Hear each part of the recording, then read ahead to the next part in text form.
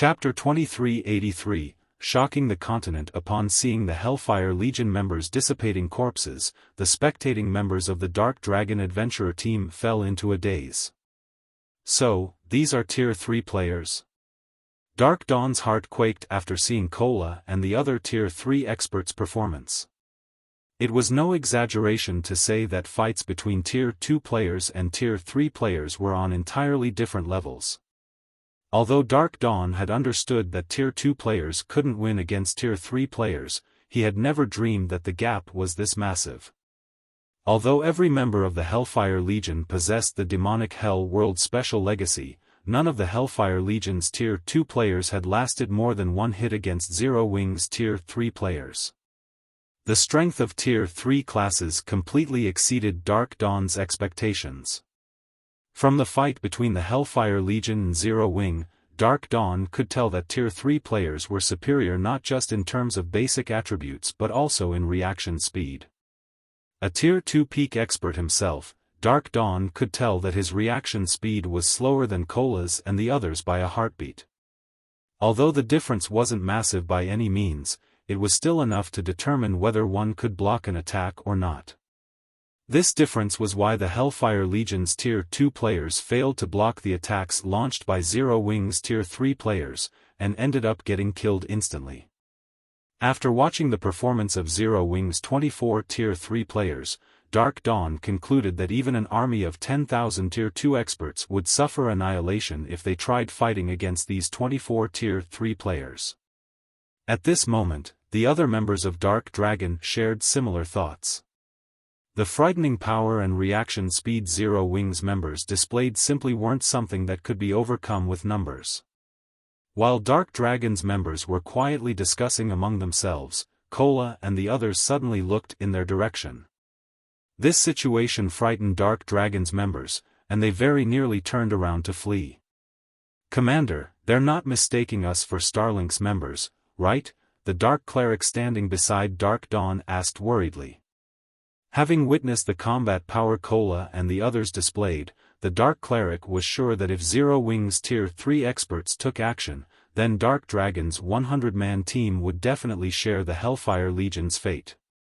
In fact, the Dark Dragon team might die even more quickly than the Hellfire Legion.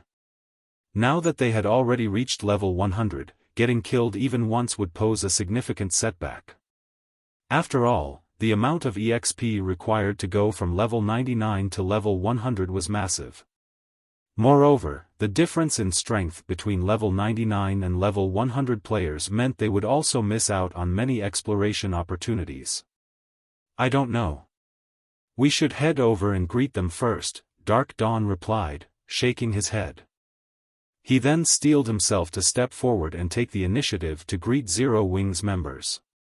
However, by the time Dark Dawn stood up from his hiding place, Cola's group had already collected the items the Hellfire Legion dropped.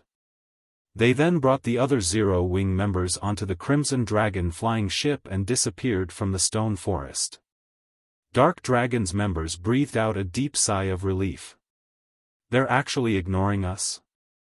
Dark Dawn could not help a bitter smile when he saw Cola and the others leaving.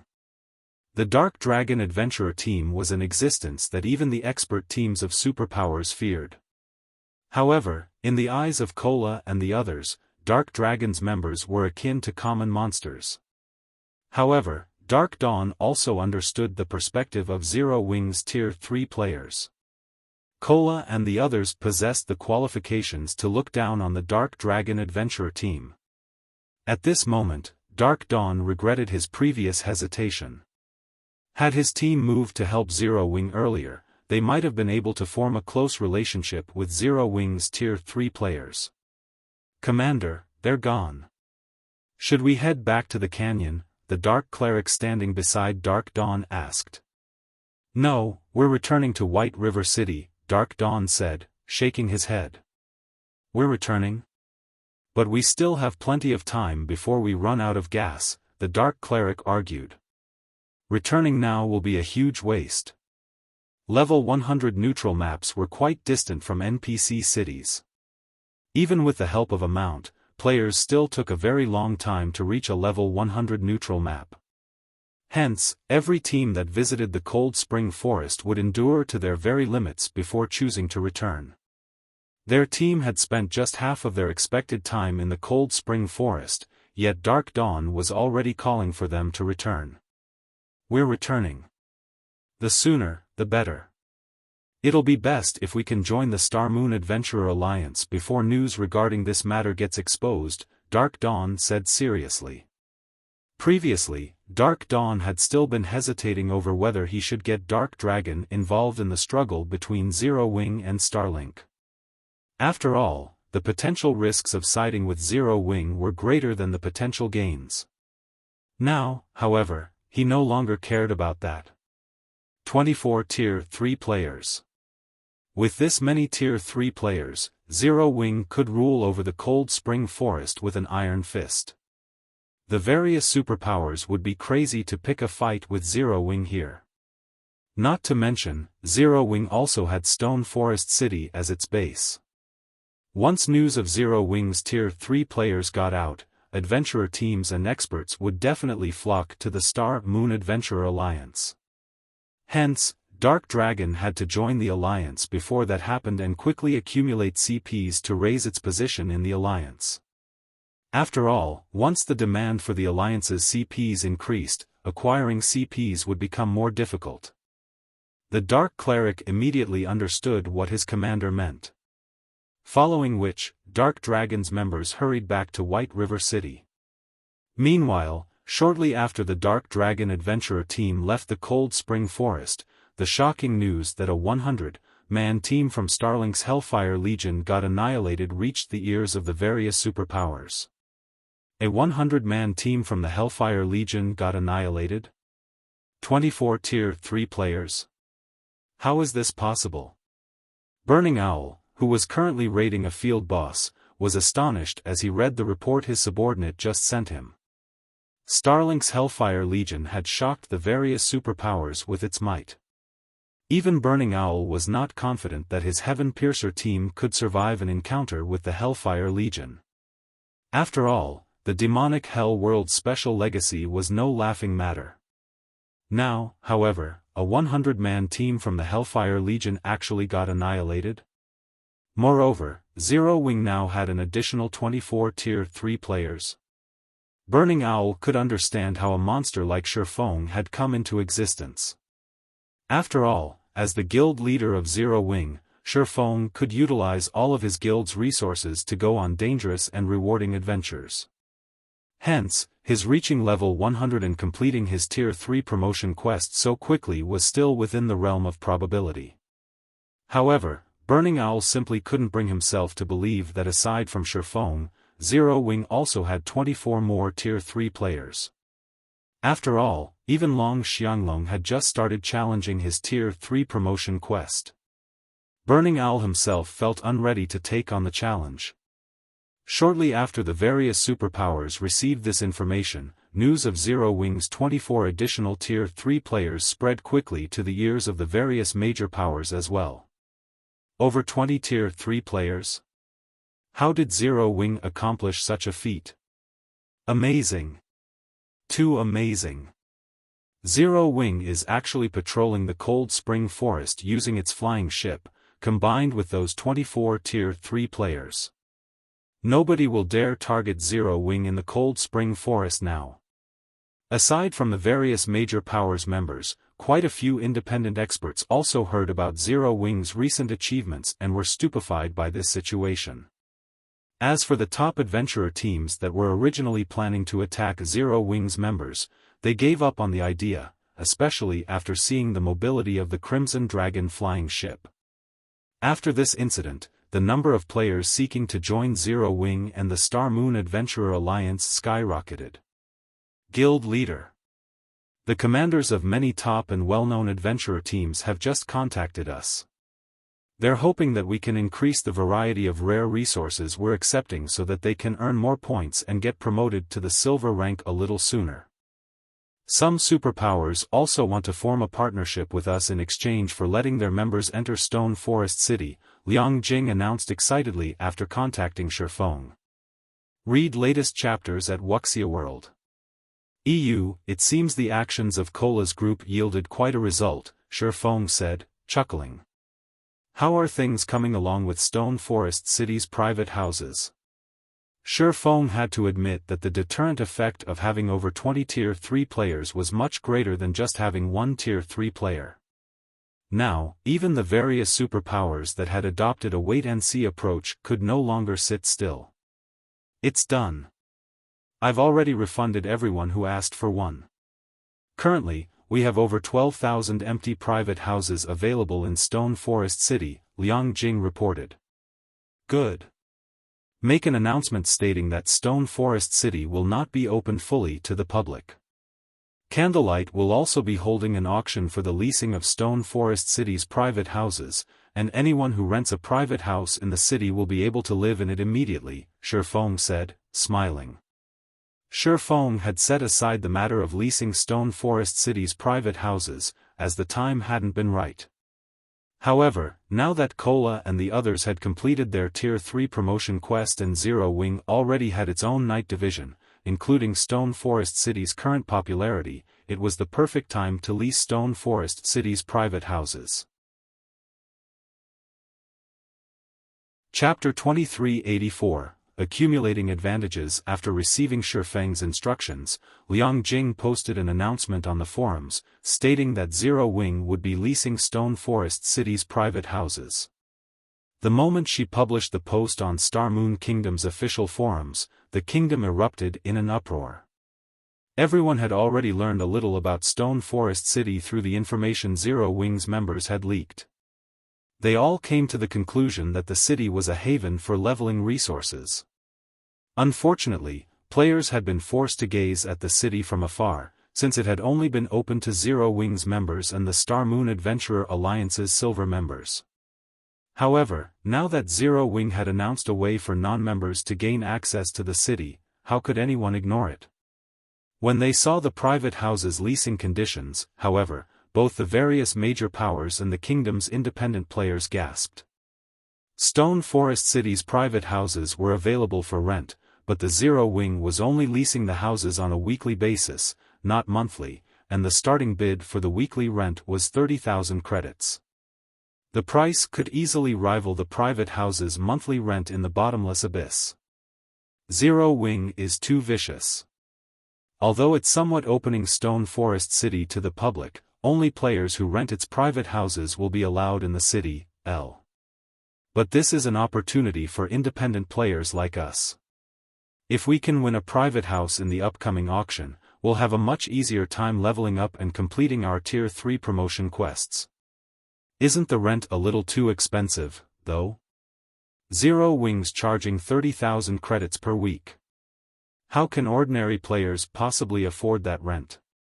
Everyone immersed themselves in heated discussions over Zero Wing's latest announcement, and many players considered the private houses' starting bid too demanding. None of the independent players that were interested in Stone Forest City's private houses could bring themselves to accept this price. In contrast, a large number of adventurer teams and guilds began to apply to join the Candlelight trading firm's leasing auction as the news spread. Candlelight's shops in White River City grew overcrowded as these adventurer teams and guilds representatives arrived. Are these people mad? We're talking about 30,000 credits per week. How much of an advantage could they possibly gain in 7 days? A level 40 female player new to God's domain was confused when she saw the frenzied crowd in the shop. She wondered if all of God's domain's players had gone crazy. You've only recently joined the game, so you might not realize how valuable Stone Forest City's private houses are. A player's leveling speed in a level 100 neutral map is at least 3 times that of grinding in a level 90+ map. Moreover, level 100 equipment and resources drop in level 100 neutral maps. The various superpowers teams invest dozens of hours each day traveling to and from these maps just to grind, but if they had a private house in the area, they could teleport directly to the map, a level 94 Cursemancer informed the female player. Enviously, he continued, moreover, I've heard that you can accumulate the double EXP buff and slightly accelerate your recovery speed while resting inside Stone Forest City's private houses. All of these benefits can boost your leveling speed. If he had had enough money, he would have applied to join the auction as well. He wouldn't have wasted his time slowly earning CPs in the Star Moon Adventurer Alliance, trying to become a silver member. Meanwhile, inside one of White River City's restaurants. Elder, Zero Wing has over 20 Tier 3 players now. Even Starlink will be helpless against the guild in the Cold Spring Forest now, a handsome man in pitch-black armor reported to Evil Qilin. Anxiously, he asked, what should we do about the Vice Guild leader's command? Zero Wing's foundations had surprised them. With Tier 3 players' survivability in level 100 neutral maps, not even 10 Hellfire Legions could affect Zero Wing's development, much less the current 1,000-man Hellfire Legion. We've underestimated the guild. Zero Wing is certainly impressive to nurture so many Tier 3 players so soon. For now, we should settle for renting private houses in Stone Forest City, Evil Qilin said, frowning as he read the latest report. Demon Palace only had around 24 members that were preparing for their Tier 3 promotion quest, yet Zero Wing already had that many Tier 3 players. Even if we win some, I'm afraid that it won't be enough, the handsome youth worried. Demon Palace ruled over the demonic hell world and had a massive number of experts under its command. Even if they rented all of Stone Forest City's private houses, they wouldn't satisfy the guild's demand. We're not in a hurry. Very few guild members are capable of challenging their Tier 3 promotion quests right now. A few hundred private houses should be enough, Evil Qilin said, chuckling. However, this decision will haunt Zero Wing. Since the guild has opted out of opening Stone Forest City to the public, it won't last long once the various superpowers members complete their Tier 3 promotion quests. I can't wait to see whether or not Zero Wing can hold on to Stone Forest City. Evil Qilin only expected Zero Wing to rule over the Cold Spring Forest for a short time. How many experts could the guild possibly have that could reach Tier 3 so soon compared to the various superpowers? It would only be a matter of time before Zero Wing was left behind. While the various powers discussed Zero Wing, Xiaofan teleported to one of the 10 Saints Empire's border towns with Kola and his team. They then boarded the Crimson Dragon flying ship and flew to the Demonic Wolf Mountains, another level 100 neutral map. The Demonwolf mountain range was a forbidden land south of the 10 Saints Empire, and there were rumors that a ferocious beast, the Dark Battle Wolf, lived there. Even the 10 Saints Empire, one of God's domains for great empires, was afraid of provoking the beast. The Dark Battle Wolf had the strength to rival a Tier 5 Dragon King, a being that could even contend with Tier 6 gods. Moreover, a destructive aura enveloped the entire mountain range. Tier 2 players wouldn't survive more than 3 hours in the area. It was also home to the Dark Wolf race, which had inherited the Dark Battle Wolf's bloodline. They were no weaker than bloodline creatures of the same level and tier. During Xiaofang's previous life, not even the various superpowers had dared to venture into the Demonwolf mountain range casually. Why are we here, guild leader? This environment even feels ominous for Tier 3 players. We're not here to grind, are we? Kola asked nervously as he watched the numerous wolf packs roam the forest below the flying ship. Since reaching Tier 3, Kola had felt as if he had the strength to toy with level 100 Great Lords, but when he saw the three-eyed demon wolves below, he sensed the threat of death. The Great Lord-ranked three-eyed demon wolves felt particularly dangerous. Yan Tianqing and the others felt the same and were just as uncomfortable. We're not here to level. These monsters are cheapskates. They give very little EXP and loot. Moreover, those wolves generally move in packs of 500 or more. Even a 100-man, Tier 3 expert team would be dog food here, not to mention our team, Xiaofan said, shaking his head. Then, why are we here? Yan Tianqing repeated the question.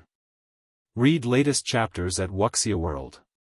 EU. Now that Zero Wing had so many Tier 3 experts, they could raid level 100 team dungeons, yet Xiaofan had brought them to this godforsaken place.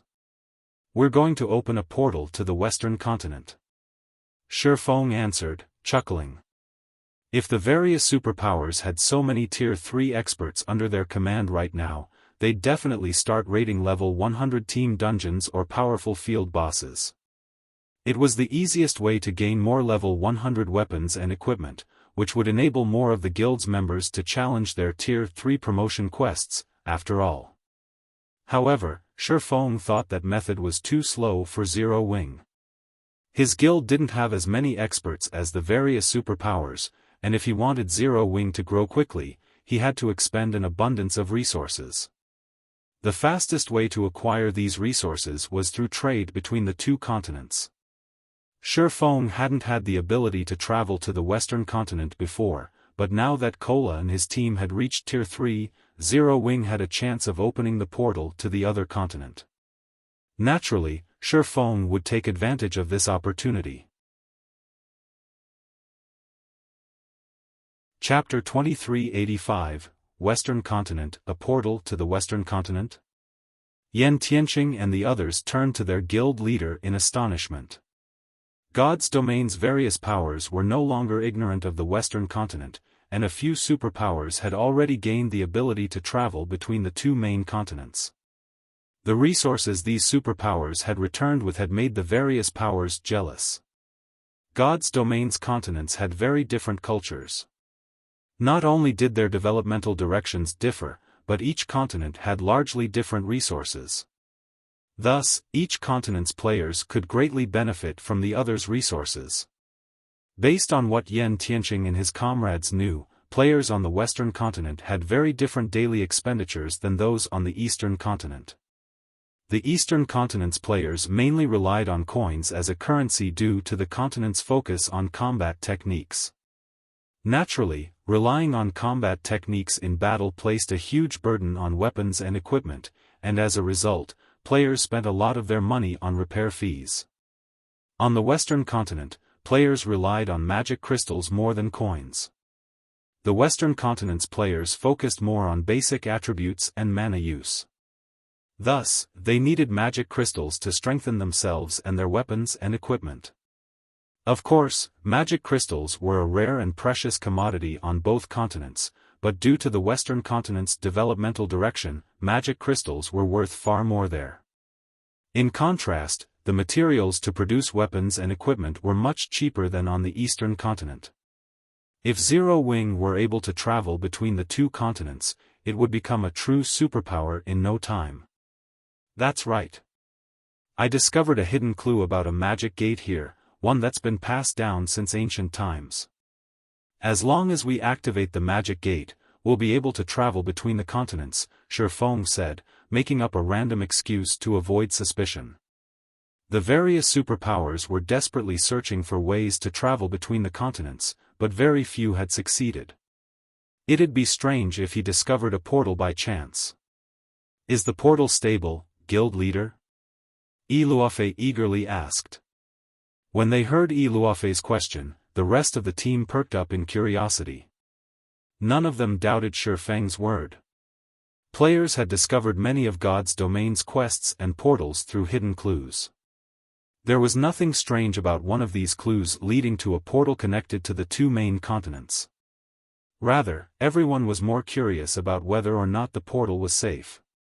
If it were a single-use portal, it wouldn't be of much help to Zero Wing. At most, they could make a quick buck by reselling the Western continent's resources once. However, if the portal were stable, they could continue to make money until travel between the continents became the norm. The difference between the two would be massive. Based on the clue I found, it should be, Xiaofan said. Unfortunately, we'll only know how large the portal is once we activate it. The portal they were looking for was stable, or he wouldn't have bothered to travel all the way out here, but since he had never seen or used the portal personally, he didn't know its exact details. On the Eastern continent, the Ten Saints Empire had the most portals that led to the Western continent. Based on what Xiaofan knew, there were nearly 10 stable portals in the Empire, and among them, the largest and most stable was under multiple superpowers' control. That was also the portal most players relied on to travel between the continents. After considering Zero-Wing's situation, Xiaofan had decided that the Demonwolf mountain range's portal was the best suited for his guild. This portal was incredibly stable. During Xiaofan's previous life, a dark power had secretly controlled it. The public had only learned about its existence after travel between the continents had become more commonplace, and the various superpowers had grown to envy the dark power that had controlled this portal. Xiaofan's answer excited his team. The guild really wouldn't have to worry about its development if they could secure this portal. While Xiaofan and his players conversed, the Crimson Dragon flying ship reached a frozen lake within the Demonwolf mountain range's inner region. A layer of snow covered the frozen lake, which was so large it could easily contain several cities. If the system map hadn't labeled this area as a lake, players would have likely mistaken it for a snowy plain. However, before the Crimson Dragon flying ship began to descend, the team was overwhelmed by an eerie feeling.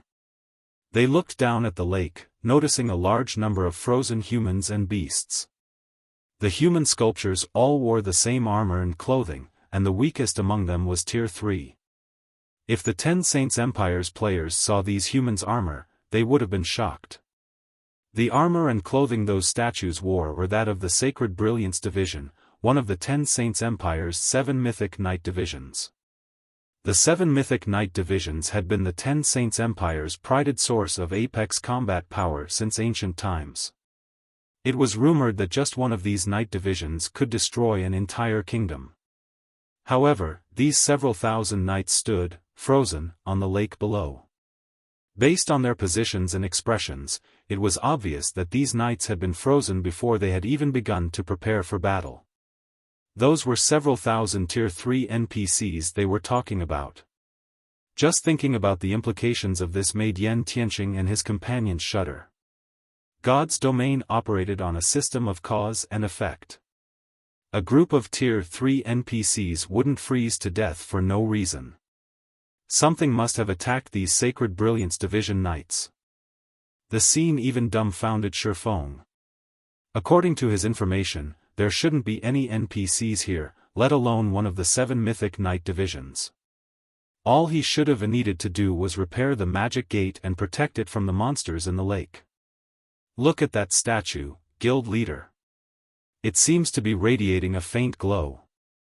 Blackie said as he pointed at an ice sculpture beneath the flying ship. Unlike the other frozen knights, the sculpture Blackie pointed to glowed with a faint, golden light. It was also dressed more luxurious than the rest and gave off a trace of divine might. The divine might didn't originate from an item, but from the NPC himself. A hero. Xiaofan was surprised to see the frozen NPC in question. Heroes were apex beings among the human race, and although everyone knew they existed, meeting a living hero was an extraordinarily rare encounter. Most heroes had died ages ago and only retained a fraction of their original strength. And yet, Xiaofan could tell that the frozen hero below him was still alive. Read latest chapters at Wuxia World. EU Guild Leader, should we check them out? Blackie asked. Let's go take a look, Xiaofan agreed after considering the situation. They didn't really have a choice. The magic gate they were after was sealed under the hero's feet. They couldn't avoid approaching the NPC unless they gave up on the magic gate. Shortly after the Crimson Dragon flying ship landed on the lake, a deep, powerful voice addressed the team. Adventurers, might I trouble you to remove this seal? Xiaofan, the team leader, then received a system notification. Chapter 2386, Another Inferior Legendary Quest System, Inferior Legendary Quest, Last Night, triggered. You have 3 minutes to accept the quest or not. You will not be penalized for refusing the quest. System, if you choose to accept the quest and complete it, you will gain Holy Knight Alba Gray's favor. Alba Gray's favorability of you beyond the corresponding reward will depend on the quest's completion rate. System: if you fail to complete the quest, all basic attributes will be permanently decreased by 100 points. You will lose 5 levels, and your reputation in the Ten Saints Empire will be reduced by 500 points. The system notifications repeated 3 times. He's Alba Gray? Xiaofan stared at the frozen, middle-aged man before him in astonishment. The penalties for failing the quest didn't particularly surprise him. In fact, for an inferior legendary quest, the penalties were a bit light. Even epic quests had more severe consequences for failure. What truly surprised Xiaofan was the hero's name. Alba Gray. Every player in Xiaofan's previous life had known this name. Alba Gray had been one of the 8 famed smiths in the past. Before him, even a talented Grandmaster Forger amounted to nothing. The various superpowers had gone crazy over Alba Gray in the past because only the famed smiths could forge legendary items. The easiest method of obtaining a suitable legendary item was to seek the help of a famed smith. Relying on players to craft such an item was barely a dream. Hence, the various superpowers had done everything they could to gain any of the known famed smiths' favorability.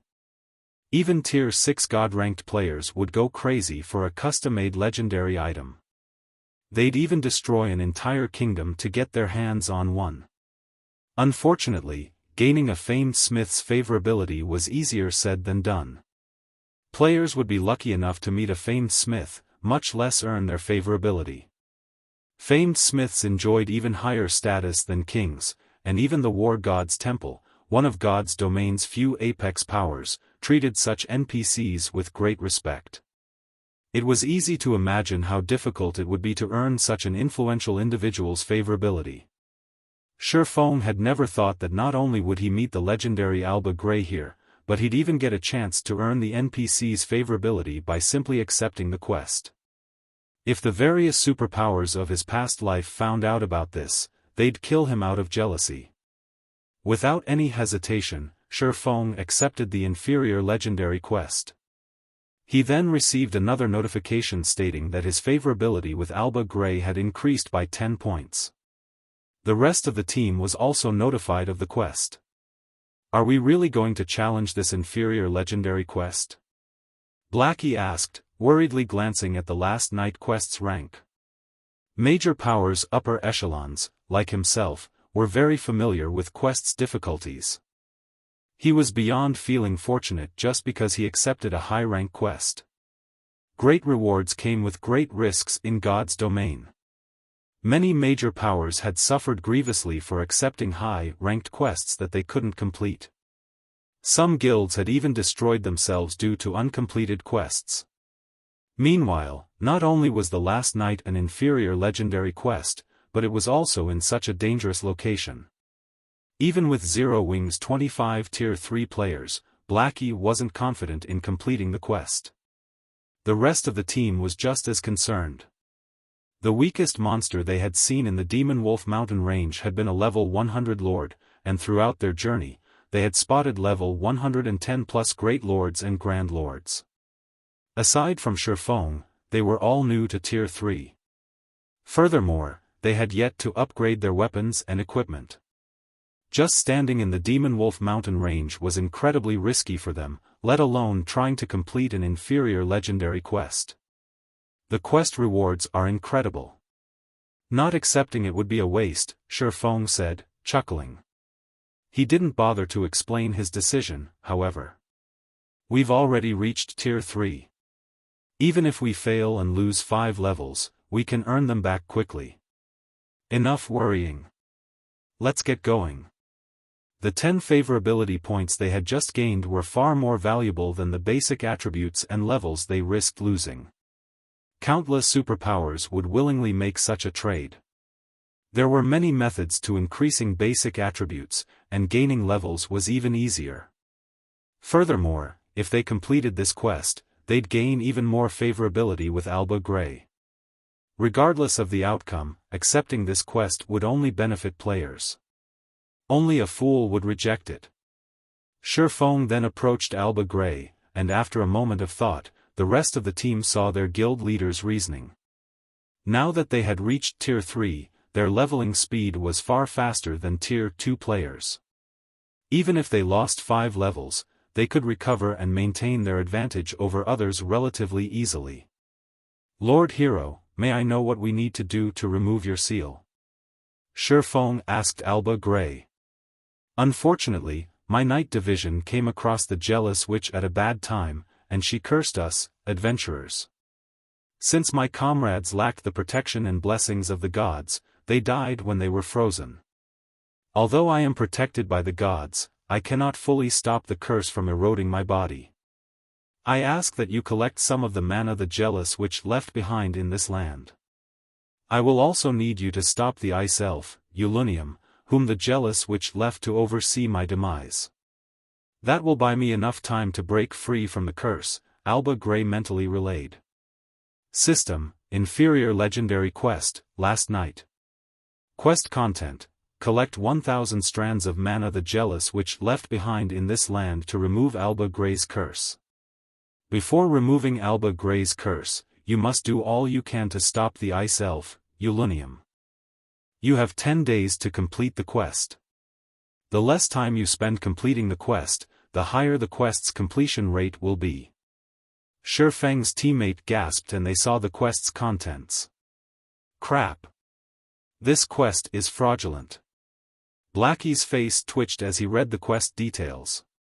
Collect 1000 strands of mana in 10 days? How are we supposed to do that?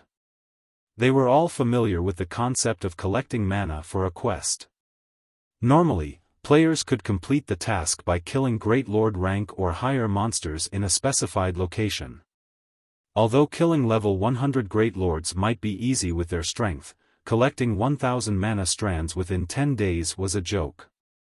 Level 100 Great Lords had incredibly high HP.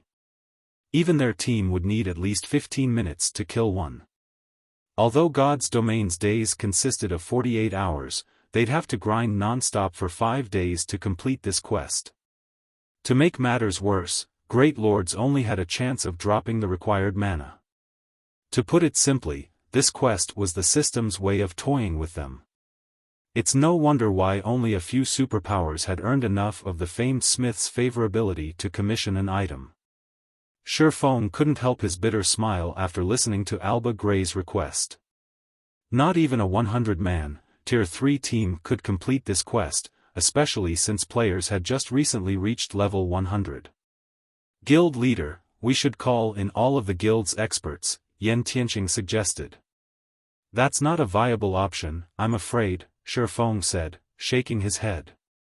More help would increase their chances of success, but the Ten Saints Empire was quite far from Star Moon Kingdom.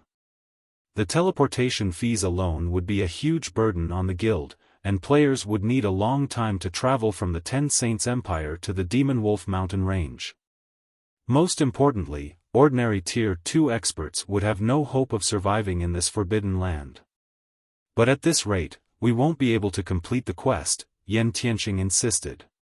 He had considered the same issues with his suggestion, but their team of 25 simply couldn't slay enough Great Lords within the time limit. Read latest chapters at Wuxia World. Ew, we're not completely out of options, Xiaofan said after giving the matter some thought. Blackie, contact Melancholic and tell her to gather all of the secret silver guards I asked her to find in White River City's Candlelight trading firm. I'll head over right away. While I'm gone, I want the rest of you to collect as many mana strands as possible. He had already instructed Melancholic Smile to locate high-growth potential secret silver guards for him. He had even shared all of the clues he knew of with her.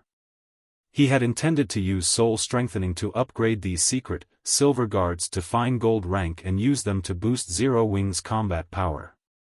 While secret silver guards could fend off peak experts, they'd be no match for apex experts. The same couldn't be said of fine gold guards, however, especially a full team of them. If they worked together, fine gold guards could slay domain realm experts as easily as playing with children. Secret silver guards? Xiaofang's order confused Blackie. He didn't understand why Xiaofan would want a bunch of secret silver guards, but he did as he was told. Xiaofan then boarded the Crimson Dragon flying ship and left the Demonwolf mountain range, which prevented any form of teleportation, in a hurry. Once he was free of the Forbidden Land, he used a return scroll and teleported to White River City's Candlelight trading firm. Chapter 2387, Strengthening the Ancient Gods Literature. Fragment. White River City, Candlelight trading firm. Compared to the surrounding player-owned shops and NPC shops, the Candlelight trading firm's 21-story shop loomed a giant overseeing the city's business district. Almost every new visitor to White River City gasped when they saw it.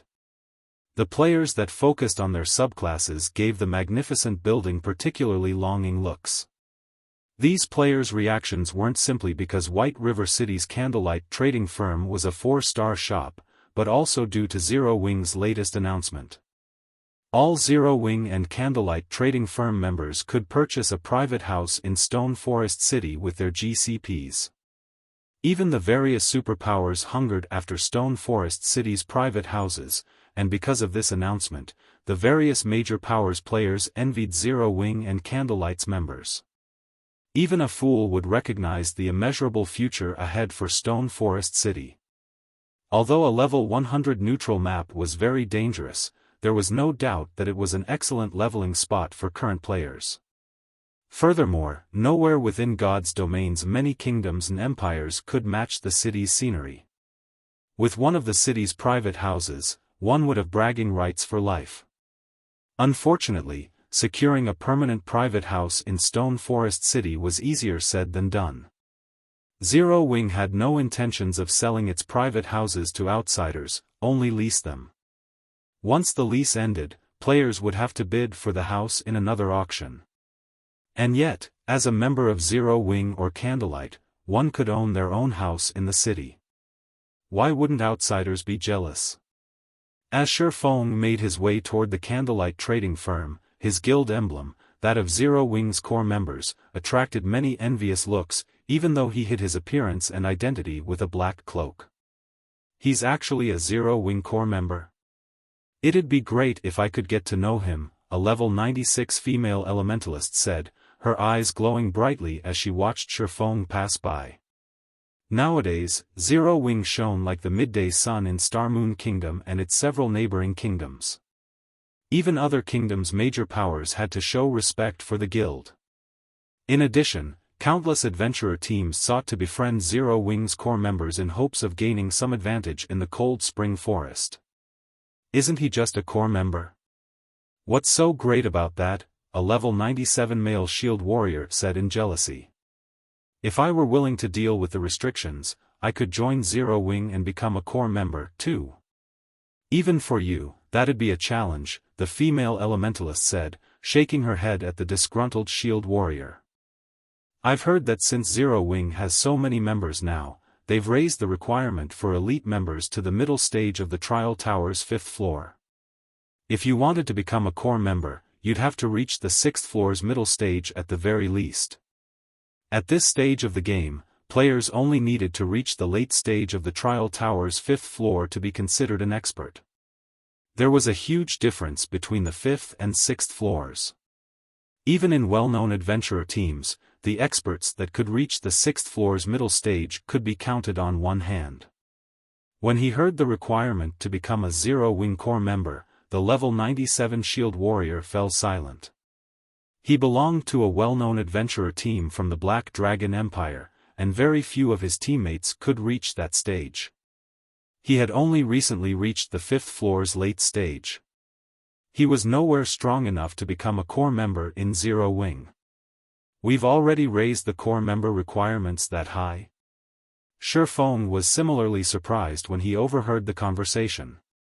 To ensure that the guild's core members had enough resources to develop, Zero Wing had limited the number of players that could become core members.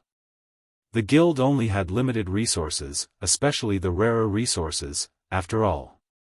There simply weren't enough to supply an endless number of members. Of course, exceptions could be made for the players that met the guild's high standards.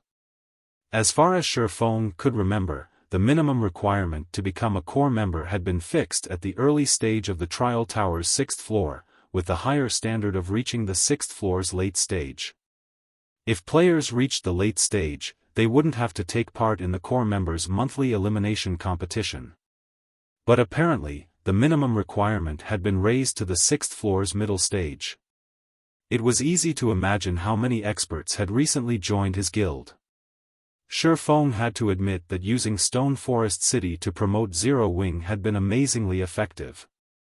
Moreover, as time passed, the core membership minimum requirements would become more demanding, and the guild would acquire even more experts. Although Xiaofan was pleased with his guild's development, he felt a little pressured. More experts meant greater demand for resources.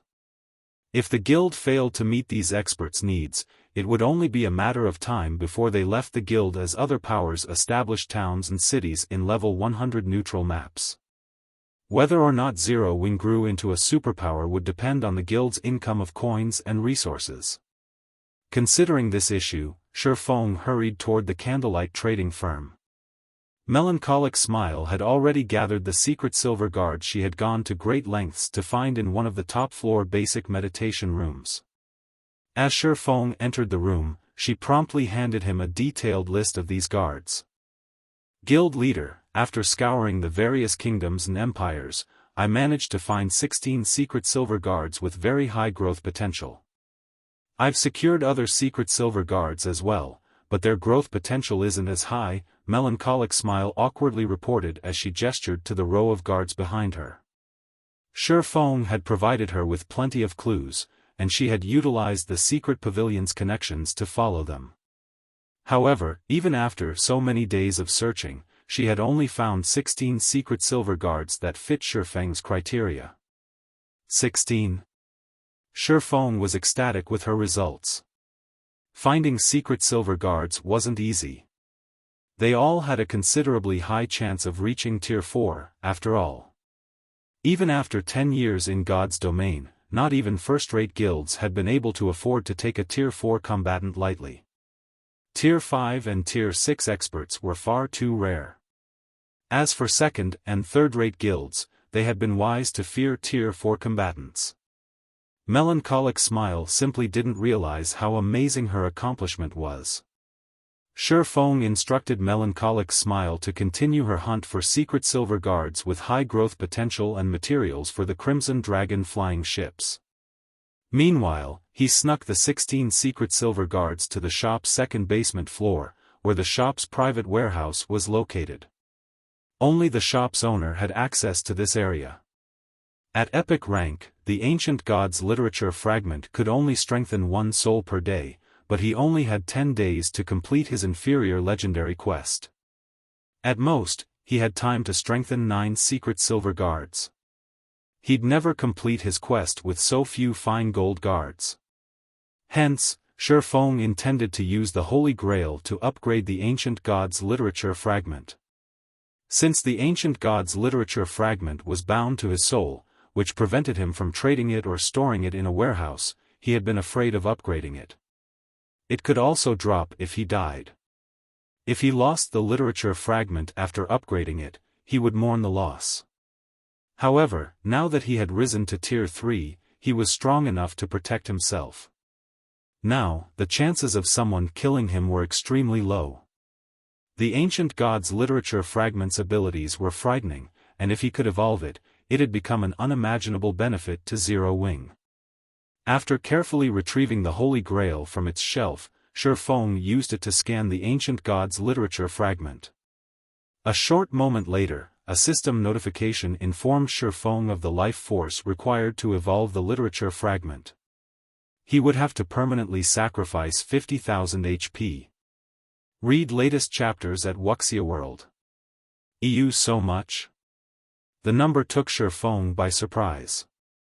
For Tier 2 players, losing 50,000 HP was fatal, and the evolution wasn't even a guaranteed success. If the evolution failed, then he'd lose 50,000 HP for nothing, which was why Xiaofan didn't use the Holy Grail casually. However, Xiaofan did not consider the issue for long. Compared to the benefits he could gain from upgrading the Ancient Gods Literature Fragment, losing 50,000 HP was acceptable. After all, the Ancient Gods Literature Fragment wasn't an ordinary epic item, and he currently had nearly 1 million HP. Fortunately, HP wasn't particularly important for a swordsman, and Xiaofan knew of many ways in God's domain to increase his HP permanently. Evolve.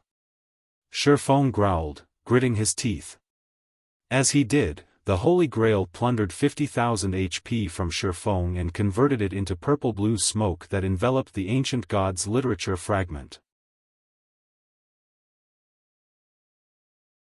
Chapter 2388, Evolution Effects Suspended in Mid-Air. The Ancient Gods Literature Fragment radiated a golden light as it hungrily devoured the purple-blue smoke. As the literature fragment absorbed more of the smoke, the engraved divine runes sharpened. The surrounding mana began to flow toward the literature fragment, as well. After 10 seconds of this, the divine runes on the Ancient Gods Literature Fragment had completed, fully repaired, and it radiated far stronger divine might than before. What a powerful aura! Xiaofan began to grow excited as he sensed the literature fragment's divine might. The strength of the divine might meant the literature fragment had been upgraded, and the process was a success. Eagerly, Xiaofan clicked to inspect the Ancient Gods Literature Fragment. Ancient Gods Literature Fragment, Page V, Epic Rank Item, an ancient parchment that has undergone the baptism of time.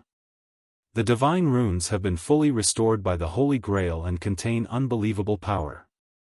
Summon Heroic Spirit. Sacrifice a portion of the user's soul to summon 18 ancient heroic warriors to do battle. The summoned heroic warriors will be one tier higher than the user up to tier 3. Duration, 12 hours cooldown, 3 natural days. A weakened soul cannot conduct the summoning. Skill 2, Soul Absorption, absorbs the souls of half-dead creatures for a high chance to generate a drop of soul essence.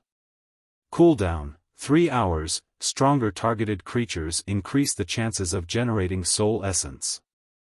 Skill 3, Soul Strengthening, consumes soul essence to strengthen a creature's soul. Cooldown, 3 hours. Stronger targeted creatures require more soul essence for soul strengthening. Skill 4, Divine Resonance, automatically detects any Ancient Gods Literature fragments within a 1,000-yard radius. This item is bound to the owner's soul and cannot be traded or stored in a warehouse. This fragment also has a chance of dropping on death. Drops on death if in a weakened soul state. Why is it still epic rank? Xiaofan was confused when he saw the Ancient Gods Literature Fragment statistics. In terms of abilities, the upgraded Ancient Gods Literature Fragment was stronger than some of the fragmented legendary items Xiaofan had seen. In fact, if the various superpowers found out about the literature fragment's current abilities, they'd likely offer to trade several fragmented legendary items for it. Yet, despite such abilities, the Ancient Gods Literature Fragment was still an epic item. It was unbelievable. Sure enough, I'll need to collect more fragments if I want to upgrade its rank, Xiaofan concluded. The Ancient Gods Literature was a divine tome, which numerous ancient gods had written. It had the power to decimate the heavens and earth. Trying to upgrade a single fragment to fragmented legendary rank was simply unrealistic. However, Xiaofan was satisfied with the results. With the minor strengthening, the literature fragment's summon heroic spirit skill had massively improved. The skill was enough to make him a one-man army.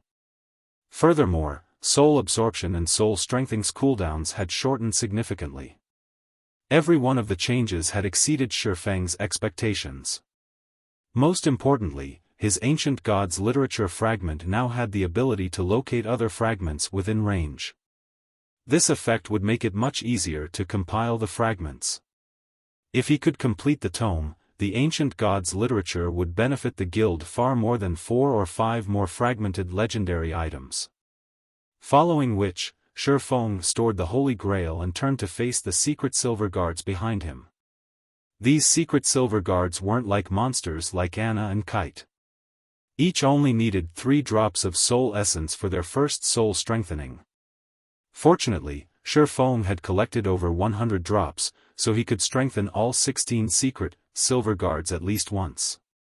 With 16 fine gold guards and Anna and Kite's strength, he could move through the Demonwolf mountain range unhindered. Xiaofan wasted no time as he began to chant the soul strengthening's incantation and target the elementalist before him. A 5-fold magic array, one far stronger than the one that had appeared when Xiaofan had strengthened Kite's soul, immediately appeared under the elementalist's feet. The array even absorbed mana from its surroundings and the void at least 3 times faster than it had with Kite. Very quickly, a fist-sized ball of liquid mana appeared before the elementalist. This ball of mana melted into the elementalist's forehead, and the secret silver guard released a bone-piercing howl. Although the elementalist was in pain, Xiaofan could clearly sense the guard's aura rapidly growing stronger. This excruciating process continued for 5 seconds. By the time the ball of liquid mana and the elementalist had merged completely, the elementalist felt like a completely different person. To Xiaofan, the level 103, Tier 3 Great Mage had only felt slightly threatening, but now, even he'd have to tread carefully in a fight with this NPC. This NPC improved so drastically. Xiaofan could not believe his eyes when he saw the Great Mage's statistics. Previously, the Great Mage had only had 78 growth potential, which was considerably high for a Secret Silver Guard. Secret Silver Guard's growth potential only ranged between 71 and 80, and this Great Mage had only been 3 points away from Fine Gold rank. When Xiaofan used Soul Strengthening on Kite, the NPC's growth potential had only risen by 2 points. While Xiaofan had expected a greater increase for a Secret Silver Guard, he had only expected a 3 or 4 point increase at best. However, the Great Mage's growth potential had risen by 5 points, to 83. The Great Mage had crossed the Fine Gold threshold and more. Every additional point of growth potential was significant to personal guards. At 83, a personal guard could perfectly suppress an apex expert of the same level and tier. Xiaofan couldn't help his growing excitement. With the ancient gods' literature Fragment's new strength, he could even elevate Secret Silver Guards with 76 growth potential to Fine Gold rank. Now, Zero Wing could amass a small army of Fine Gold Guards. Read latest chapters at Wuxia World. Xiaofan immediately contacted Melancholic Smile and had her send him the guild's Secret Silver Guards with at least 76 growth potential to the basic meditation room on the top floor. Guild leader, those guards are currently protecting Silverwing Town. I'm afraid that I'll need some time to find temporary replacements and recall them all to White River City, Melancholic Smile said. Of the Secret Silver Guards she had found, she had ordered those that met Xiaofang's requirements to stand guard in White River City. She had sent the rest to defend Silverwing Town in the meantime. Secret Silver Guards had incredible combat power, and once they reached level 100, they could complete their promotion to Tier 3. They were an excellent deterrent in the Chaotic or Empire. Don't worry about it. Just recall them all here, Xiaofan said. He did not mind waiting. The upgraded soul strengthening still had a 3-hour cooldown, and it would take a full, natural day to strengthen the 16 Secret Silver Guards before him. Alright, I'll start making the necessary arrangements, Melancholic Smile said, not giving the matter much thought. She then contacted the core members that owned the Secret Silver Guards in question. Chapter 2389, Fine Gold Team. While Xiaofan waited quietly for Silverwing Town's Secret Silver Guards to arrive in the top floor basic meditation room, Liang Jing contacted him. Guild leader, we've got trouble in the Dark Knight Empire. Liang Jing exclaimed. The Dark Knight Empire? What's happened? Xiaofan asked when he saw Liang Jing's anxious expression. Although Zero Wing hadn't been developing in the Dark Knight Empire for long, it had received help from Unyielding Soul. Because of that, both Zero Wing's strength and the Candlelight trading firm's business had been progressing relatively smoothly, and thanks to Stone Forest City, more of the Empire's experts sought to join Zero Wing. Moreover, Starlink hadn't been able to do anything drastic against Zero Wing for fear of unexpected attacks from Unyielding Soul and Crimson Emperor. Hence, Zero Wing's branch in the Dark Knight Empire was booming. Starlink has established a city at the Gloomy Hills, a map near the Gloomy Ruin, a level 100 neutral map. Moreover, Starlink has announced that it is opening the city to all of its Adventurer Alliance's members. Many of the Empire's experts are siding with Starlink because of this, and some experts and adventurer teams that had been thinking of joining the Star Moon Adventurer Alliance have changed their minds, Liang Jing explained. In addition, the Dark Knight Empire's various major powers have started to side with Starlink. Even Crimson Emperor is considering a partnership. Starlink has also announced that it will lease its new city's private houses with a starting bid of only 10,000 credits per week. Even many of Star Moon Kingdom's major powers and adventurer teams have been discussing the idea of shifting their development to the Dark Knight Empire. The fact that Unyielding Soul and Crimson Emperor held Starlink back was a large part of the reason for Zero Wing's survival in the Dark Knight Empire. In addition, the Dark Knight Empire's various major powers had sided with Zero Wing to keep Starlink in check. Hence, the most Starlink had been able to do was pressure Zero Wing's territory in the Empire. However, if Crimson Emperor and the various major powers sided with Starlink, the Zero Wing's members in the Empire would be in danger. Furthermore, now that Starlink had a city in the Gloomy Hills, Zero Wing's experts couldn't operate in the level 90+ resource map. Needless to say, this also made it impossible for the guild members to reach the Gloomy Ruin. And with Starlink's bounty still in effect, a large number of independent experts and adventurer teams would target Zero Wing's members. If this persisted, it wouldn't be long before Zero Wing could no longer survive in the Dark Knight Empire. Zero Wing had already grown to a substantial size, and there were only so many high-level maps in each country. The high-level maps available around Star Moon Kingdom weren't enough to fulfill Zero Wing's needs. Although the Cold Spring Forest was rich in resources, very few guild members were strong enough to grind in a level 100 neutral map right now. At this stage of the game, a grinding team would need a peak expert to lead it if it wanted to survive in such an area. Unfortunately, unlike the various superpowers, Zero Wing only had a small number of peak experts. The majority of the guild's players would still need some time to grind in level 90+ maps. Starlink wants to gather both manpower and resources. Xiaofan had a rough idea of what the enemy guild planned after listening to Liang Jing's report. Starlink's new city might not be as impressive as Stone Forest City, but it was near a level 100 neutral map. It would also be quite useful to players who wanted to explore the Gloomy Ruin, and Starlink was accepting far cheaper rent for the private houses in its new city. It was enough to tempt many players. However, this wasn't good news for Zero Wing, which needed credits and resources. What should we do, guild leader? At this rate, not only will we earn less income from our private houses, but more experts will target our guild members as well, Liang Jing said. The opportunity to enter Stone Forest City was a large part of the reason that the Star Moon Adventurer Alliance had attracted so many experts, but only silver and higher-ranked members could take advantage of that opportunity. On the other hand, Starlink gave all of its Adventurer Alliance's members access to its new city. Naturally, this would make the Star Moon Adventurer Alliance less attractive to independent experts. Starlink's Adventurer Alliances would also gain more independent experts to target Zero Wing's members.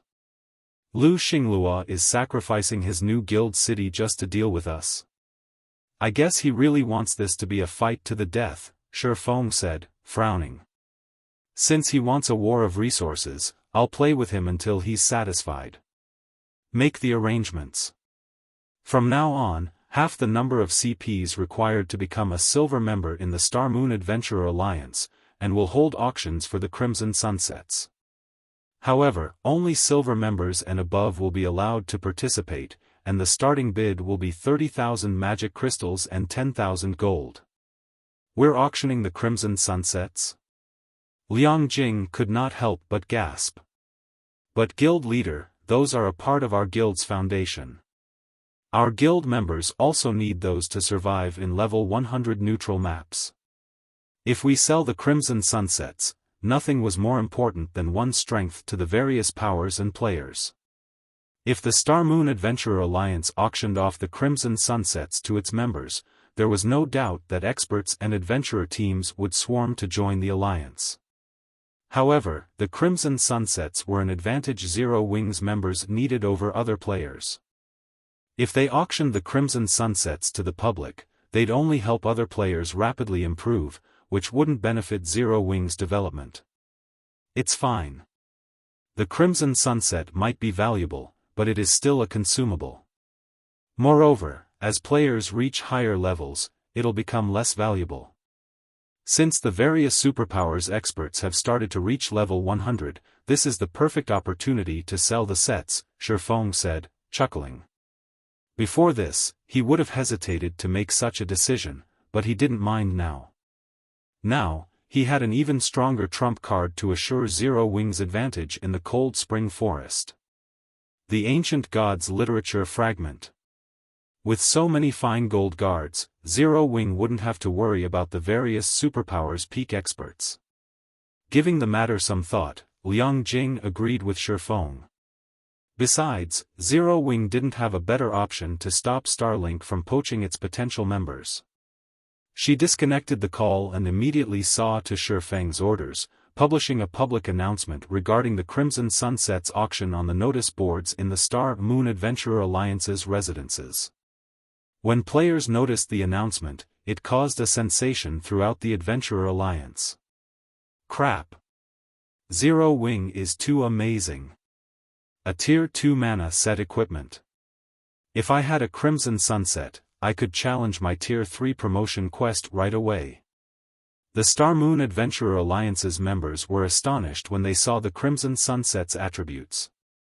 None of them had ever thought that Zero Wing would have such powerful equipment. The experts and adventurer teams that had considered joining Starlink's Adventurer Alliances changed their minds instantly. Some that had even joined Starlink's Adventurer Alliances already made their way to the Star Moon Adventurer Alliance after learning about the Crimson Sunsets. Of course, the various large guilds were just as stunned. Is Zero Wing insane? It's actually selling mana set equipment? Zero Wing is probably panicking. Starlink's new city has dealt quite a blow, after all. These large guilds all thought Zero Wing was foolish to sell the Crimson Sunsets. The guild was practically throwing away a huge advantage. Selling the Crimson Sunset might alleviate Zero Wing's current problems, but it wouldn't benefit the guild in the long run. Moreover, once the Crimson Sunsets were no longer useful, the various adventurer teams and independent experts would return to Starlink's side. While everyone discussed the mana set equipment, Xiaofan visited his special forging room to produce more of them while he waited for the Soul Strengthening's cooldown to end. Before long, all 12 secret silver guards with 76 growth potential arrived in White River City's Candlelight trading firm. Including the 16 secret silver guards he already had, Zero Wing would have 28 more fine gold guards in its ranks once he finished strengthening them all. Even 28 secret silver guards would be more than enough combat power for a guild to rule a level 100 neutral map with an iron fist, not to mention 28 fine gold guards. After nearly 2 days, Xiaofan had finally strengthened all of the 28 secret silver guards. The smallest improvement had still been a 5-point growth potential increase, while the largest had been a 7-point increase, rising from 79 to 86 growth potential. Even among fine gold guards, 86 growth potential was incredibly rare. Read latest chapters at Wuxia World. EU 28 fine gold personal guards. If the various superpowers of my past knew about this, they'd go mad. Xiaofan sighed ruefully as he gazed at the 2 rows of personal guards before him. If he had had so many fine gold guards under his command during his previous life, he wouldn't have even been afraid of standing up to superpowers, let alone first-rate guilds. Fine gold guards were exceptionally rare in God's domain, and every one of them had the potential to reach Tier 5. If they were provided enough resources, fine gold guards could have up to a 40% chance of completing their promotion to Tier 5. Even among the various superpowers, Tier 5 combatants were apex beings. Every one of them was a priceless treasure. Of course, Tier 5 NPCs were even stronger than Tier 5 players. To suppress a single Tier 5 NPC, one would need several players of the same tier. And now, he had 28 fine gold guards standing before him, waiting for his commands. Chapter 2390, Powerful Guard Team 10 Saints Empire, Demonwolf Mountain Range. After nearly 2 days of fervent work, Xiaofan had produced 50 crimson sunsets. When he handed them to Liang Jing, he instructed her to keep 20 sets to gradually auction off in the Star Moon Adventurer Alliance, while the rest would be given to Zero Wings core members. These core members would lead their own grinding teams in the Cold Spring Forest, helping to alleviate the lack of manpower in that area. Xiaofan had taken a break from crafting the advanced mana set equipment after giving his new stock to Liang Jing, and he had made his way back to the Demonwolf Mountain Range with his 28 newly upgraded fine gold guards. Although the Crimson Sunset would help resolve Zero Wings' need for manpower in the Cold Spring Forest, it was a temporary solution. Moreover, Xiaofan was the only person capable of producing the Crimson Sunsets, and he couldn't forge enough of them for Zero Wings members to secure a firm foothold in the Cold Spring Forest. He needed to take care of the root of this problem. The simplest method to do so was to secure a portal to the Western Continent and acquire a large amount of the Western Continent's resources. Crafting level 100+ weapons and equipment in God's domain was an arduous task, especially for secret silver rank and above.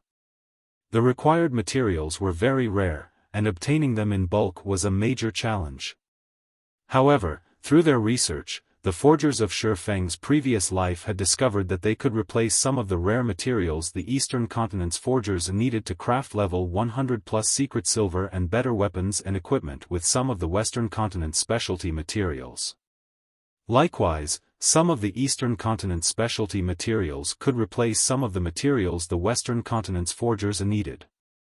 Not only had this discovery allowed the superpowers that could travel between the continents to earn tons of resources and coins, but they had also been able to acquire level 100+ weapons and equipment far sooner than their competitors. Since the various superpowers that had access to intercontinental travel had yet to realize this and were simply using their advantage to earn resources and coins, Xiaofan had to strike while the iron was hot. If he waited until these superpowers learned this secret, it had become far more challenging to purchase the Western Continent's specialty materials in bulk. These specialty materials were essential to crafting level 100+ weapons and equipment at secret silver rank and higher, and if this secret got out, the various powers would try to collect and hoard the materials, rather than sell them. If Xiaofan waited too long, he'd only be able to purchase materials from independent players and adventurer teams, which would limit his collection rate. After piloting the Crimson Dragon flying ship through the Demonwolf Mountain Range's outer region for about 15 minutes, Xiaofan finally located Kola and his team, who were engaged in a battle against several hundred battle wolves. After the past 2 days of grinding in the mountain range, Kola and the others had risen to level 101. If the various Tier 2 experts heard that this team could gain a full level every 2 days, they'd be incredibly jealous.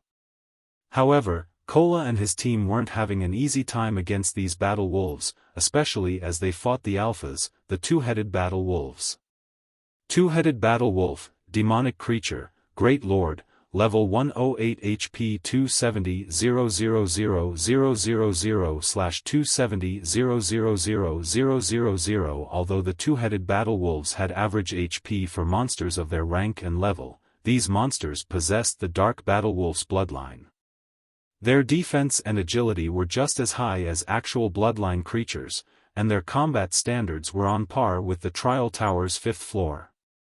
If a Tier 2 peak expert tried to take on a two-headed battle wolf, they wouldn't last more than a few exchanges.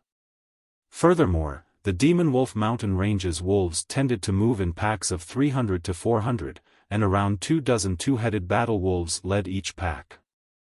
Although the rest of the battle wolves were only Lord-ranked monsters, they could even pose a threat to Tier 3 players when a dozen of them worked together.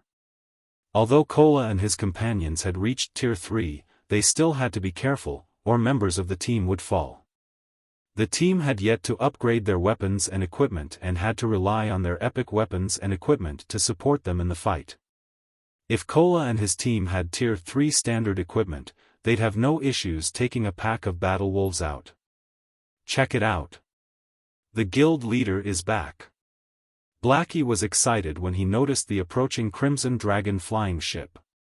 With only 24 players, their team had faced plenty of trouble while fighting these battle wolves over the past 2 days. Not even the magical class players' powerful AoE attacks could alleviate the pressure. These battle wolves were too smart. Once they sensed a player casting an AoE spell, they split up, preventing the spell from hitting too many of them. But if Xiaofan joined the battle wolves would be much easier to defeat. As the team members looked up at the flying ship, they saw over 24 figures jump from the ship's deck. Every one of those figures' frightening auras made Kola and his companions' hearts skip a beat. NPCs? How are these NPCs so strong? The team was shocked and confused as they stared at the Tier 3 NPCs that had disembarked. The idea of challenging ordinary Tier 3 NPCs no longer fazed them now that they were Tier 3, as well.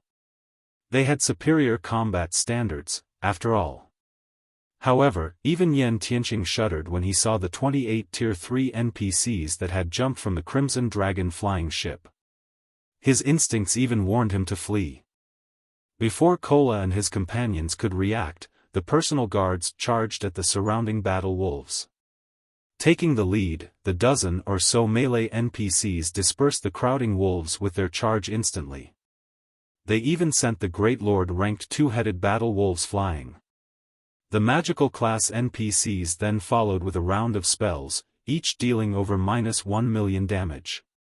The Lord-ranked battle wolves lost 1/3 of their HPs in that single bombardment, while the Great Lords had lost 1/10 of their HPs. The ferocity of the Fine Gold Guard's attacks easily outshone Iluofei's, a Tier 3 magical class player.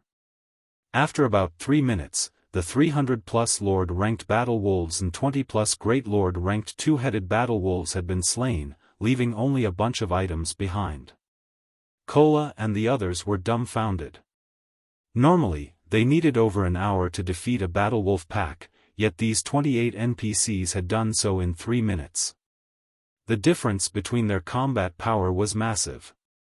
From his position on the Crimson Dragon flying ship, Xiaofan leveled from 104 to 105 after the battle ended, crossing the first minor threshold after level 100. Where did you find so many powerful NPCs, guild leader? Kola asked once Xiaofan had descended from the flying ship.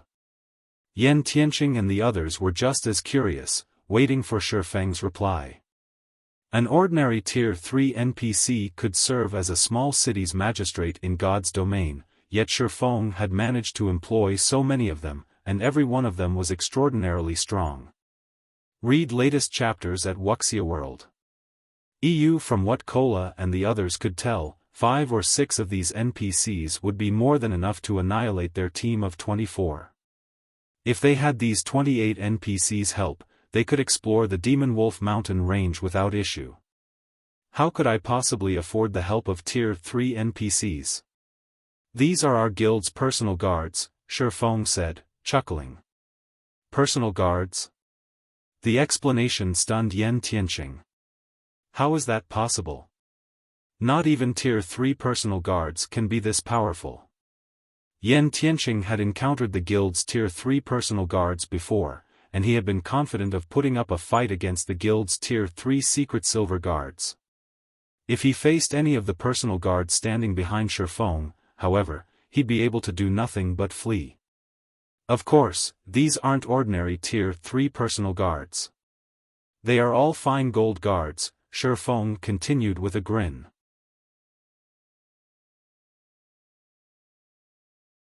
Chapter 2391, Pioneering Benefit, Fine Gold Guards. These are all fine gold guards? Kola and the others gasped and stared with wide eyes at the 28 personal guards behind Xiaofan. They all knew how rare fine gold guards were. Not even some first-rate guilds had a single fine gold guard at this stage of the game, and at most, the various superpowers had one or two. The various superpowers treated their fine gold guards like family heirlooms, and when these personal guards reached Tier 3, they'd be treated as a part of the guild's foundation. Fine gold guards were incredibly powerful. Even at Tier 2, they could suppress Tier 2 Apex experts of the same level, and they'd only grow stronger at Tier 3. And yet, Xiaofan informed them that the 28 personal guards behind him were all fine gold rank. "You're too vicious, guild leader. If we stationed these fine gold guards in the cold spring forest, they'd likely frighten the various superpowers to death," Blackie said, his eyes glowing as he gazed at the fine gold guards. Compared to the various superpowers' shock when they had found out that these players had reached Tier 3, the fact that Zero Wing had 28 fine gold guards would be devastating.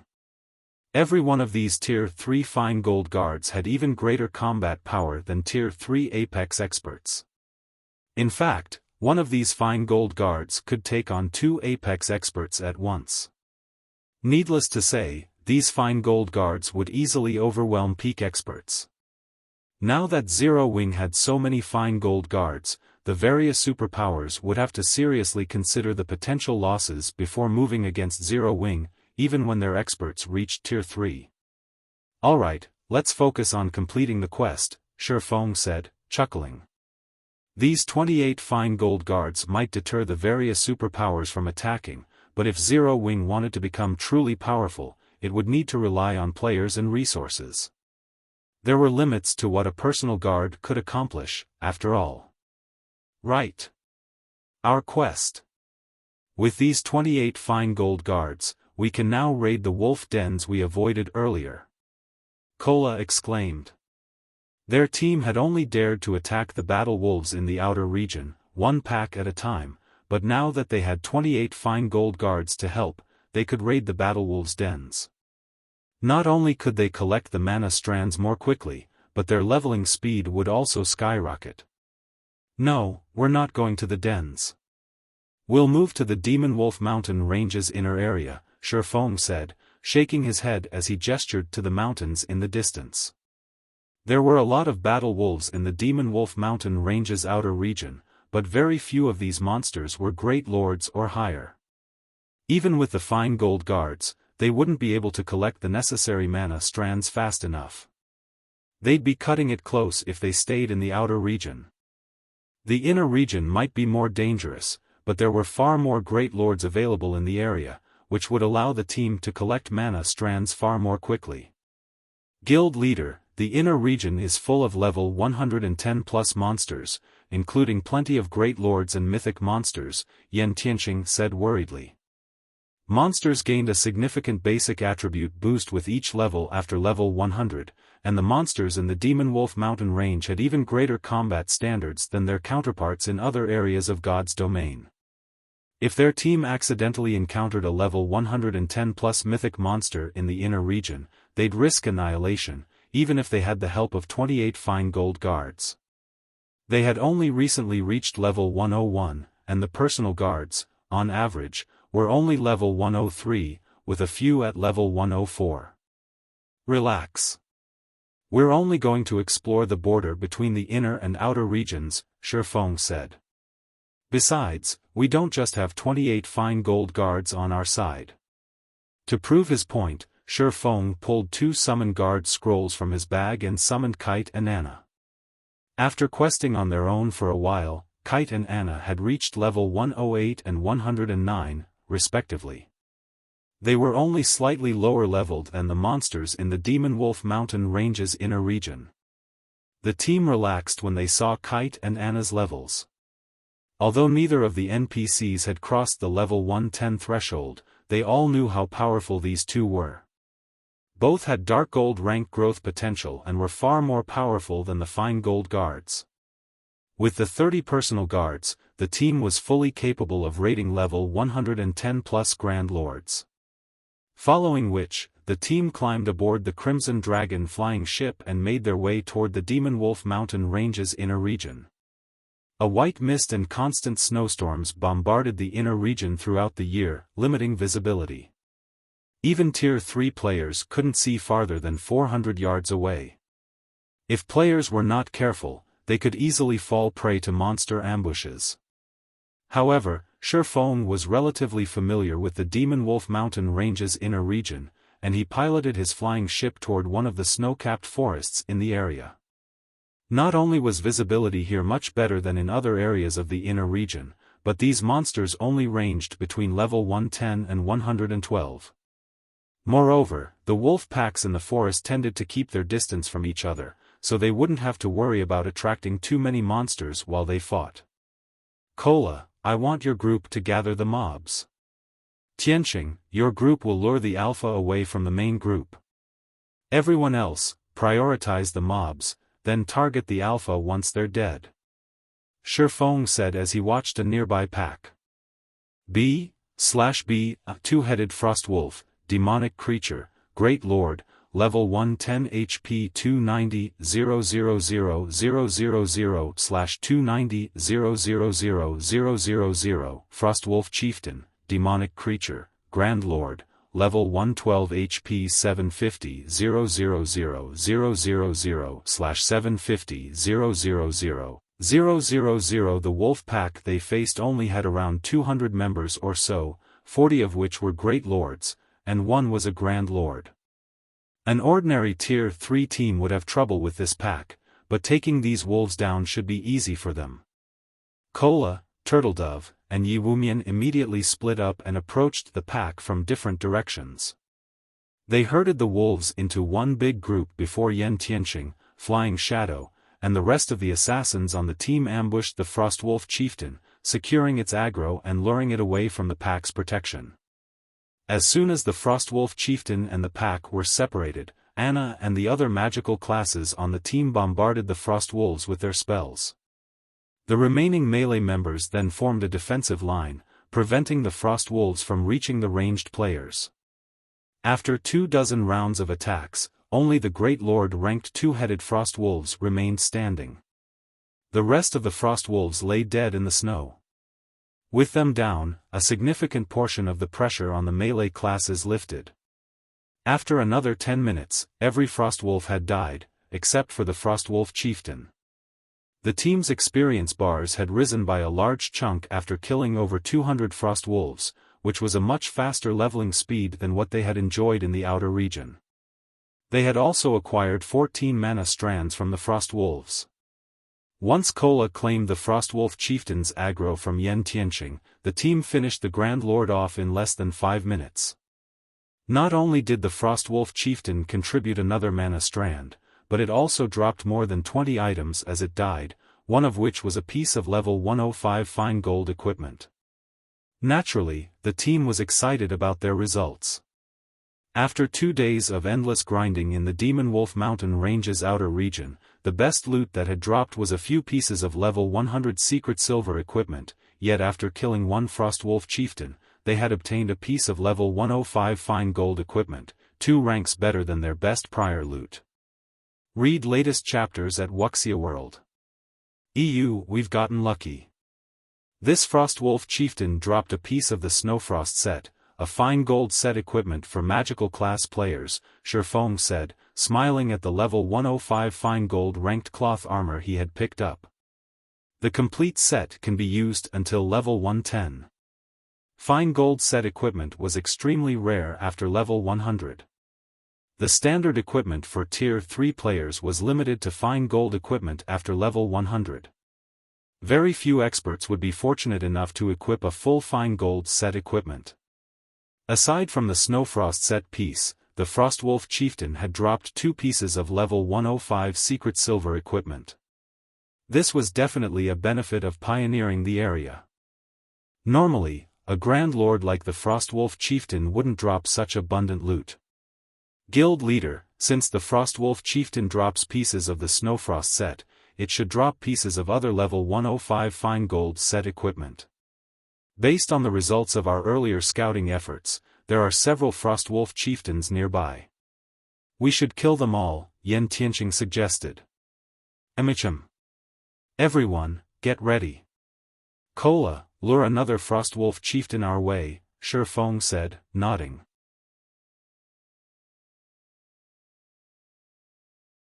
Chapter 2392, Level Skyrockets. With Xiaofan's command, Kola eagerly left to lure another Frostwolf chieftain.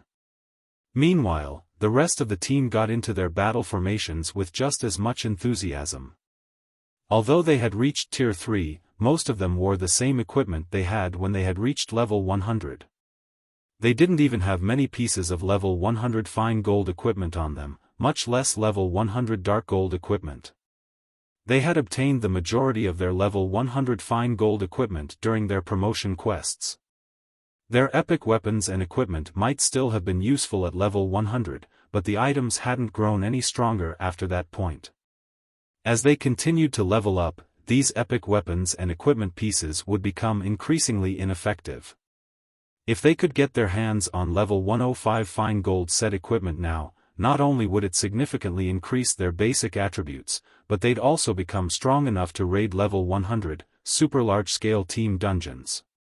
Level 100, super large-scale team dungeons were a major turning point for God's Domain's dungeons because they dropped level 100 plus dark gold and epic ranked weapons and equipment. Most importantly, they dropped Tier 3 skill and spell books. They hadn't really understood the importance of skills and spells when they had been Tier 2 players, treating them as supplementary tools for combat. They had mainly relied on their basic attributes, combat techniques, and combat standards in battle. However, they had realized that ideology was no longer useful after reaching Tier 3. Tier 3 skills and spells were no less important than powerful combat techniques. With a player's mana body, Tier 3 skills and spells would display far more power than Tier 2 skills and spells ever could. This was why, despite their inferior combat standards, Tier 3 NPCs could so easily suppress Tier 3 players of the same level. It wasn't a matter of different basic attributes, but the difference in how many Tier 3 spells and skills one had. If they could learn a large number of Tier 3 skills and spells as well, their combat power would reach new highs. Even if they encountered Tier 3 experts with greater combat standards, they'd be able to defeat their opponents. Meanwhile, after fighting alongside the personal guards, Kola and his companions handled the second Frostwolf pack much easier than the first. This time, they hadn't even needed to lure the Frostwolf chieftain away. They had simply bombarded the Grand Lord and its subordinates together. In the end, the team had annihilated the 200-plus Frostwolves in around a dozen minutes. Although the Frostwolf chieftain hadn't dropped any pieces of the Snowfrost set this time, it had dropped the gloves for the Frostwolf set, a 9-piece, level 105 fine gold set equipment for plate armor classes. When the team's plate armor classes saw the Frostwolf set's attributes, a passionate flame burned in their eyes. Crap! That's not fair. This Frostwolf set is so much better than the Snowfrost set. Its 6-piece set effect increases strength by 20% and the set's level limit to level 120. The full 9-piece set effect even upgrades the set by 1 rank. Blackie exclaimed. Nothing was more troublesome than obtaining level 100-plus weapons and equipment for Tier 3 experts like them. Based on the fact that the Frostwolf set could be used until level 120, the complete set ranked at the top even among level 100-plus dark gold set equipment. With the full Frostwolf set, a Tier 3 player would have the basic attributes to even rival ordinary Tier 3 NPCs. The Frostwolf set? Xiaofan was just as shocked when he saw the plate armor gloves that radiated a faint, white glow. The Demonwolf Mountain Range's Frostwolf set had been quite famous in his previous life. It had been considered one of the top 10 level 120 dark gold set equipment in God's Domain. Even the various superpowers' old monsters had coveted the set. However, the Frostwolf set was normally so rare that one could only obtain the pieces by killing the monsters in the Demonwolf mountain range's core, and yet, it had dropped for his team in the inner region. This was unbelievable. Xiaofan's heart started to pound. He immediately instructed the team to hunt for more Frostwolf chieftains. If they could collect a few Frostwolf sets, they'd have no problems raiding level 100 super large-scale team dungeons. The team continued to grind for 7 consecutive days, during which they had practically killed every Frostwolf chieftain in the Demonwolf mountain range's inner region at least once. As a result, Xiaofan had risen from level 105 to 107, while his companions had leveled from 101 to 104. If the various superpowers experts discovered their leveling speed, they'd die from envy. Although the Frostwolves provided a lot of EXP, unfortunately, the Frostwolf set's drop rate was quite low. Even after using Divine Providence before the killing blow, the team had only completed 3 Frostwolf sets. The team had also managed to collect 5 of the Cloth Armor Snowfrost sets and 5 of the Leather Armor Shadowfrost sets. Aside from the set equipment, the team had obtained over 1,000 pieces of level 100 and level 105 secret silver equipment, a bountiful harvest. They could now afford to gear a 100-man team fully. As for their quests required mana, they had collected 956 strands in total. They were only a few dozen strands away from their target, and they should have no issues completing their quest in time. Meanwhile, the leasing auction for Stone Forest City's private houses had netted massive profits for Zero Wing. On average, each private house had been rented for 150,000 credits per week. After holding several leasing auctions, Zero Wing had earned over 1 billion credits in profit. Not only had this alleviated Zero Wing's desperate need for funds, but it had also allowed the Heaven's Rumble Training Center to set up quite a few virtual combat platforms in Fenglin City, which, in turn, enabled the guild to recruit more capable internal members. Guild leader, when will you be done with your quest? Recently, Starlink has been expanding rapidly. It also has support from Demon Palace, now. Not only has it recruited plenty of experts, but we're seeing more players ambush our members in the fields. Many of the Dark Knight Empire's powers have also chosen to side with Starlink. Our members are even too afraid to set foot in a neutral map, and to make matters worse, the situation has started to affect our development in Star Moon Kingdom, Liang Jing reported, clearly frustrated. Although they had lured many experts into joining the Star Moon Adventurer Alliance with the Crimson Sunsets, Starlink had countered this by offering even greater benefits. Now, members of Starlink's Adventurer Alliances could purchase the Demonic Hell World Special Legacy for far cheaper. The new benefit had attracted many experts. As a result, Starlink had effectively restricted Zero Wing's resource income, which limited the guild members' leveling efficiency since they needed those materials to brew potions and craft special tools that were essential for grinding in high-level neutral maps. Although Zero Wing could purchase these materials through the Secret Chamber of Commerce, it needed coins to do so, which was by no means a worthwhile trade. Read latest chapters at Wuxia World. I understand. I'm almost done here. If we need coins, start leasing Stone Forest City's private houses for coins, rather than credits. That should give us enough to hold out for some time, Xiaofan decided after giving the matter some thought. I'll return as soon as I've finished my quest. Liang Jing had no choice but to nod and follow Xiaofan's instructions. While Xiaofan had conversed with Liang Jing, an abandoned, ancient magic array lit with a colorful brilliance in a forbidden land on the eastern continent. As the rainbow of lights faded, several figures emerged from the magic array. Despite the very thin mana in the Forbidden Land, a dense layer of mana enveloped these several individuals. In fact, due to their arrival, the surrounding mana density had substantially increased. So, this is the Eastern Continent.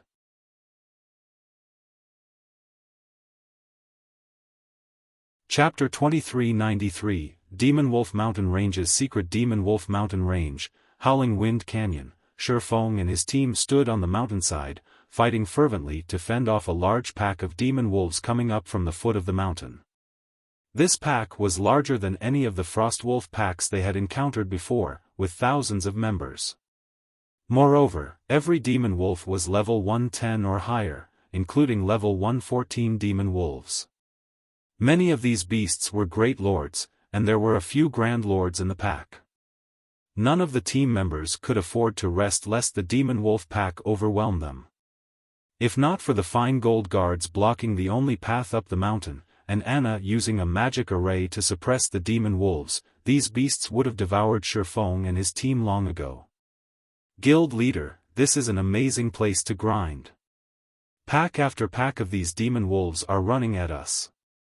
Our leveling speed here is even faster than when we were grinding frost wolves, Blackie said, grinning when he saw another pack of demon wolves approach the foot of the mountain. I bet we can even reach level 105 in less than a day of grinding here. Compared to when they had grinded frost wolves, their current leveling speed was on an entirely different level. They had invested a lot of time in their hunt for frost wolves, but they didn't need to chase down demon wolves, which regularly called for reinforcements. They simply needed to station the melee fine gold guards on the front line while the rest of the team attacked from a safe distance. These beasts are at least level 110.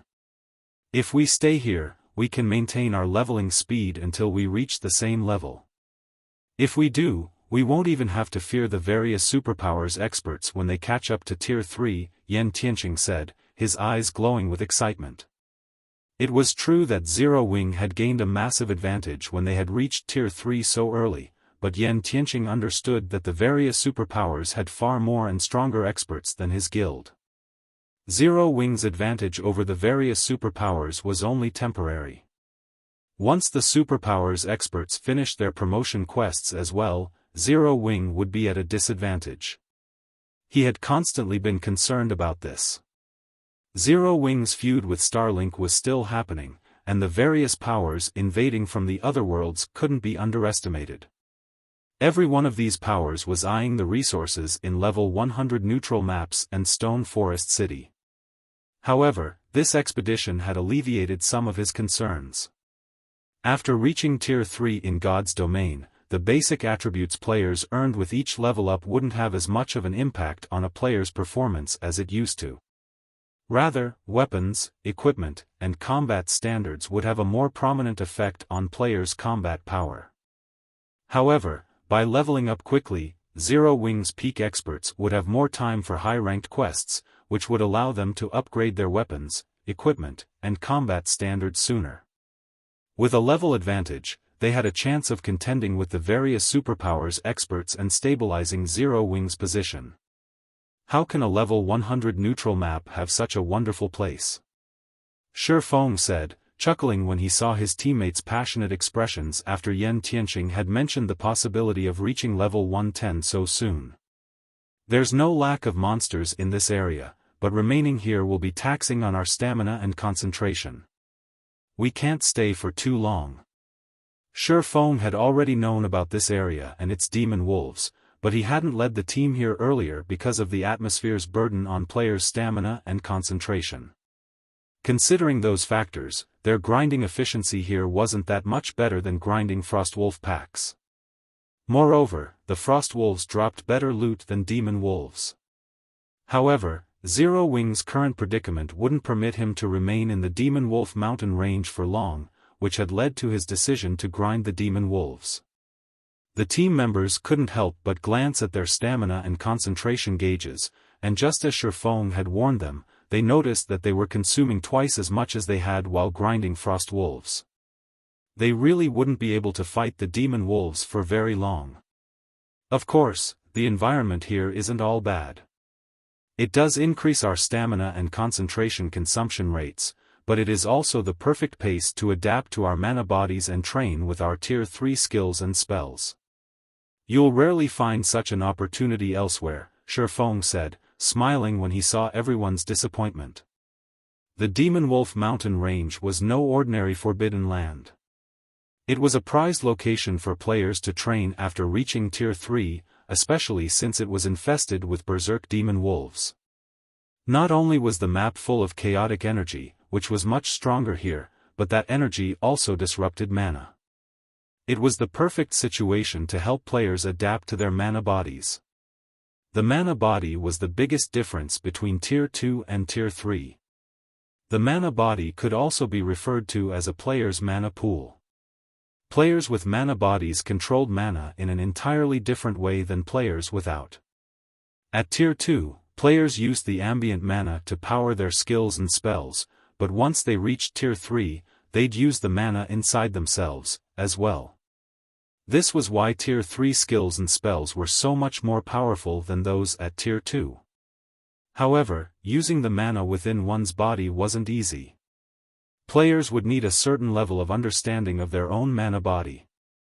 Meanwhile, players would struggle to use the ambient mana in environments with chaotic energy, and as such, they'd be forced to rely on the mana within them. This was why such environments were so helpful to players as they adapted to their mana bodies. Indeed. I can sense my mana a little more clearly now. The effects aren't as apparent, but I'm finding it easier to use my own mana now, Xiaofan said. After she had reached Tier 3, something had felt wrong when she had cast her Tier 3 spells, but she had brushed it off, assuming it was simply due to how unfamiliar she was with her Tier 3 physique. However, it seemed that sense of wrongness had been a result of her lack of control with her mana body, which had limited her ability to cast her Tier 3 spells. When the rest of the team realized this, they adjusted their approach as they attacked the charging demon wolves. They started to focus on their own mana while they attacked, using this opportunity to adapt. After 2 hours of practice, the team saw significant improvements to their completion rates with their Tier 3 skills and spells. On average, the team members increased their completion rates by 4%, enough to push many of them across the 80% threshold. Xiaofan, Zhao Yueru, and Alluring Summer improved the most, with all three reaching past an 85% spell completion rate. Everyone on the team grew ecstatic. They had never realized that the Howling Wind Canyon would be such an extraordinary training ground. Even Xiaofan managed to learn some new tricks. He had only had a bronze-ranked mana body in the past, and now that he had an epic mana body, the way he conducted mana had changed. Inspired, he could now manipulate his body with greater precision. He even gained a new understanding of his physical control in the real world. By the time the team only needed 19 more mana strands, Kola and his companions had reached level 105, crossing the first minor threshold past level 100. Without hesitation, Xiaofan handed the 3 Frostwolf sets to Kola, Turtledove, and Shadow Sword, which gave the 3 a large boost to their basic attributes. The defense and basic attributes are so high. I feel like I can even tank a level 110 mythic monster now, Kola exclaimed as he examined his newfound strength. Xiaofan also gave the Frost Shadow and Snowfrost sets to Yan Tianqing, Xiaofan, and the rest. With their new equipment, these players' basic attributes were only slightly lower than those of ordinary Tier 3 NPCs. Armed with appropriate equipment, the team slew the incoming demon wolves far faster than before.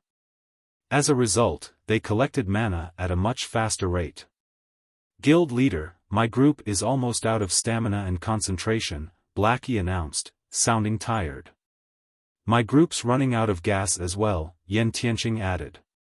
Although the team members all had high-ranked mana bodies, they couldn't completely resist the effects of the violent mana in the area.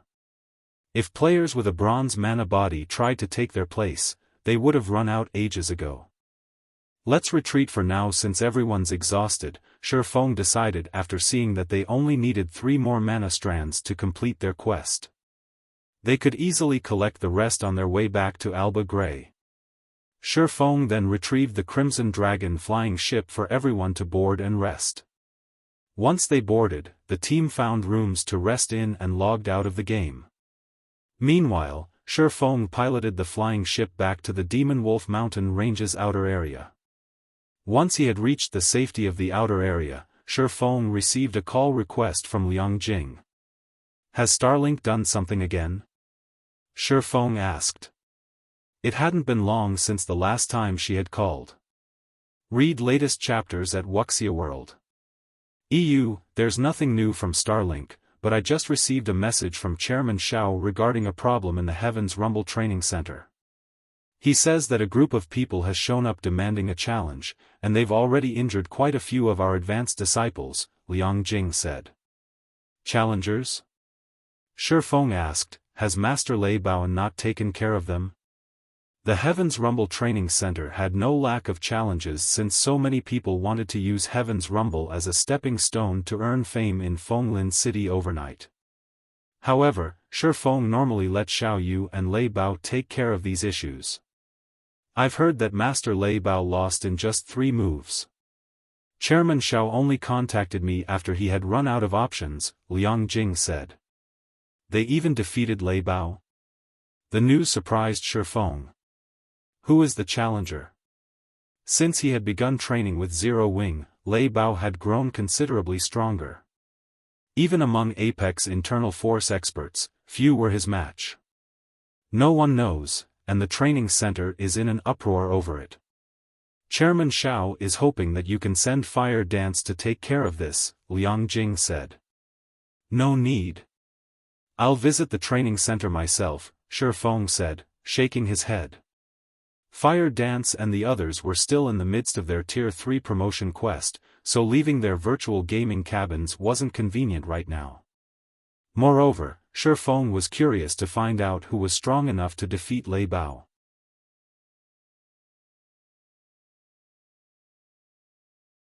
Chapter 2394, Powerful Assault Fenglin City, Heaven's Rumble Training Center.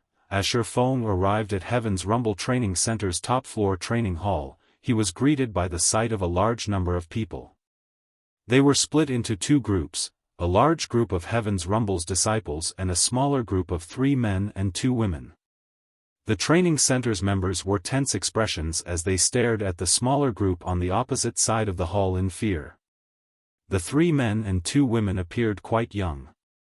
The oldest didn't look like he had even reached 30, while the youngest of these strangers seemed to be in their early 20s. However, these 5 visitors' auras made them stand out. The eldest of the group, a man with even more bulk than Fang Mingyu, the strongest member of the Fang family's younger generation, felt like a volcano. When Xiaofan entered the hall, everyone's attention shifted to him. Hall Master, Lei Bao greeted Xiaofan with an apologetic expression. Xiaofan had requested that Lei Bao serve as the Heaven's Rumble Training Center's acting Hall Master and continue to supply training resources. The older man had even received quite a few bottles of S-rank nutrient fluids, and yet, a bunch of youngsters had defeated him in 3 moves, and he had been forced to request Xiaofang's presence. How are your injuries? Xiaofan asked, noticing that Lei Bao seemed a bit weaker than normal. It's nothing serious, just a few minor sprains. I'll be fine after some rest, Lei Bao said. However, you should be careful. These people aren't ordinary fighters, especially the young man leading the group. His strength is inhuman. He even took my full-powered punch and avoided injury. At this point, Lei Bao was shocked and afraid of the gorilla-like youth leading the small group of visitors. He was extraordinarily strong, not even a neutralizing grandmaster could take his full-powered hit and emerge unscathed. However, when he had punched that youth, it had felt as if he had hit a steel wall. While Lei Bao informed Xiaofan of the recent events, the young woman in a red dress beside the gorilla youth walked over. We meet again, Hall Master Shi, the young woman said, smiling faintly. I hadn't had the chance to introduce myself the last time we met. My name is Fang Shihan, one of Mythology's vice guild leaders. I am also the Qilin Corporation's representative. I've come to negotiate a partnership. Mythology? Liang Jing stared at the young woman with wide eyes. Liang Jing was no longer a stranger to the virtual gaming world. After joining Zero Wing, she had thoroughly researched both the virtual gaming world and God's domain in particular. She knew about Mythology, one of the 5 great super guilds in the virtual gaming world. Mythology stood at the apex of the virtual gaming world. However, Liang Jing had never dreamed that the Fang family would have connections with the Super Guild. Even Xiaofan gave Fang Shihan a surprised look. However, he wasn't surprised to hear about mythology, but because he had never heard about Fang Shihan being one of the Super Guild's vice-guild leaders during his previous life. Partnership? What kind of partnership? Xiaofan asked. Mythology's influence in God's domain goes without saying, and I'm sure you can see for yourself the guild's training capabilities, Fang Shihan said as she gestured to the gorilla of a man behind her. Smiling, she continued, mythology intends to develop on the eastern continent, and of the various guilds on that side of God's domain, we've deemed that Zero Wing has the most potential. We only require 51% of Zero Wing's shares, and in exchange, the Qilin Corporation will provide capital, while mythology will provide further training for Heaven's Rumble's members. We'll help your training center rise to fame, which will allow Zero Wing to recruit more talented members. And if I refuse? Xiaofan asked. I'm afraid that isn't up to you, Hall Master Shi, Fang Shihan said nonchalantly. I know that you've recently become a neutralizing grandmaster and have successfully blocked one of my father's full-powered blows, so I'm sure you're quite confident in your strength. I'm also sure that you're confident that no fighter in Fenglin City can defeat you. But your strength is nothing before mythology. As soon as Fang Shihan said that, the gorilla youth behind her stepped forward, the intensity of his aura skyrocketing. His muscles bulged, tearing his shirt to reveal the dark copper skin underneath. The youth's aura became twice as strong, and the cold killing intent he radiated even made Lei Bao shudder. A Henglian Grandmaster! Lei Bao exclaimed. Training in the Henglian style was already exceptionally difficult, and very few people became Henglian masters. However, once someone mastered the style, they'd even be able to hold their ground against a neutralizing grandmaster. Lei Bao had only heard of Henglian grandmasters before.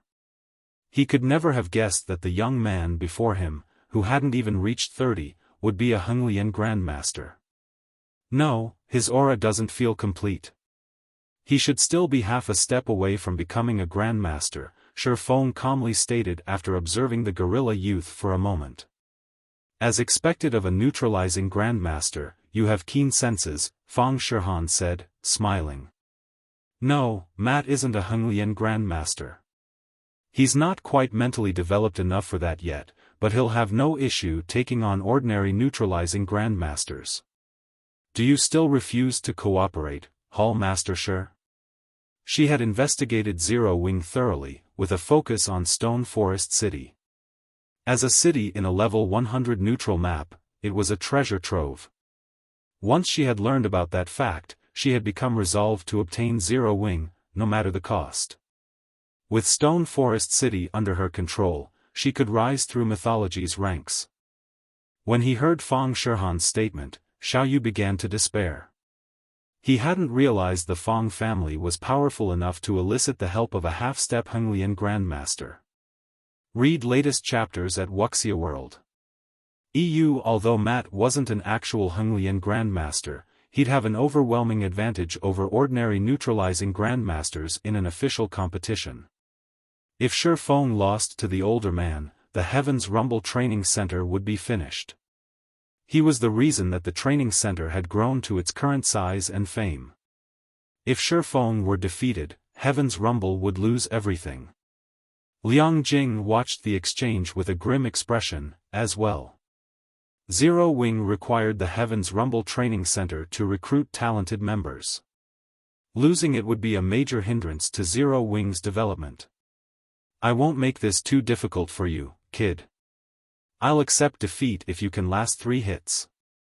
If you can't, then you'll hand over Zero Wing's shares, Matt declared before his fist shot toward Xiaofan.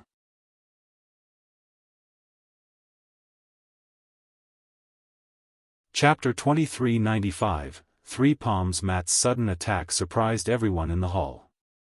Sure enough, he can't help himself.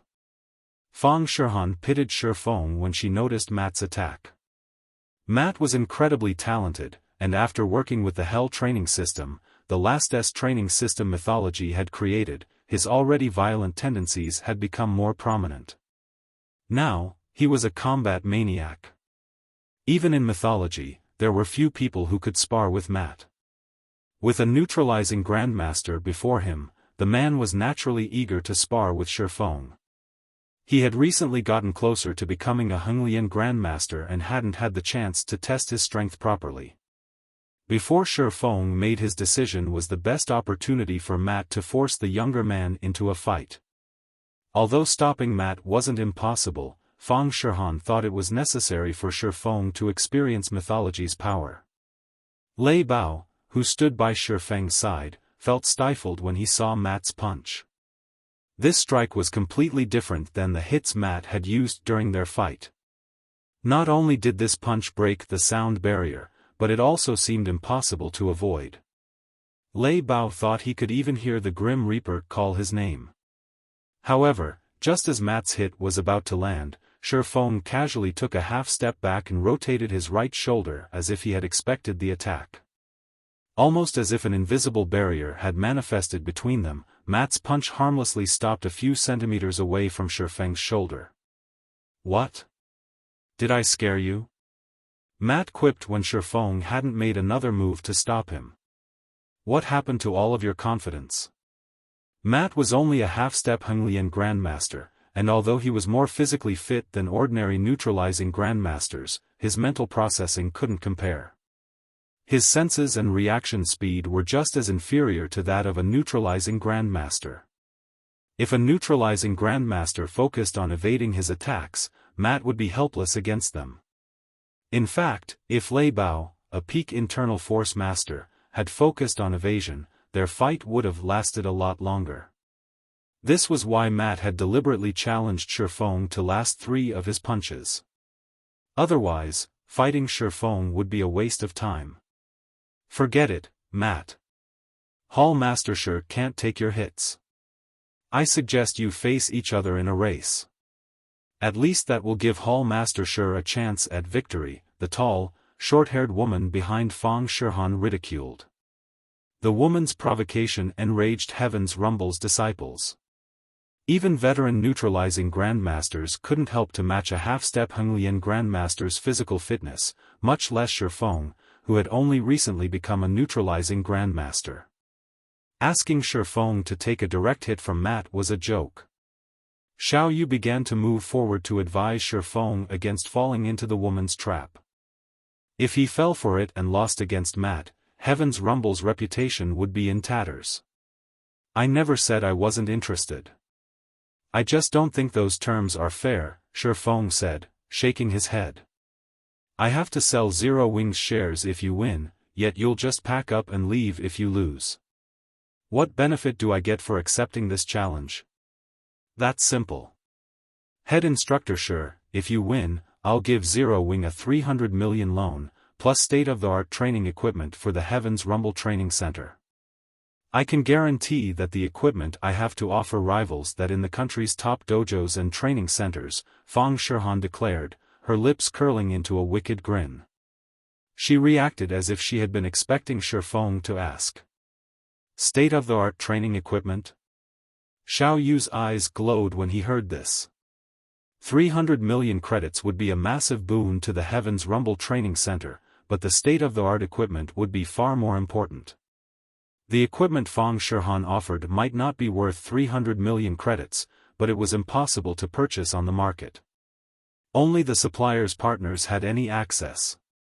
In comparison, the best equipment available to the public was 2 generations behind, which was why ordinary training centers and dojos' disciples couldn't hold a candle to those from top dojos and training centers.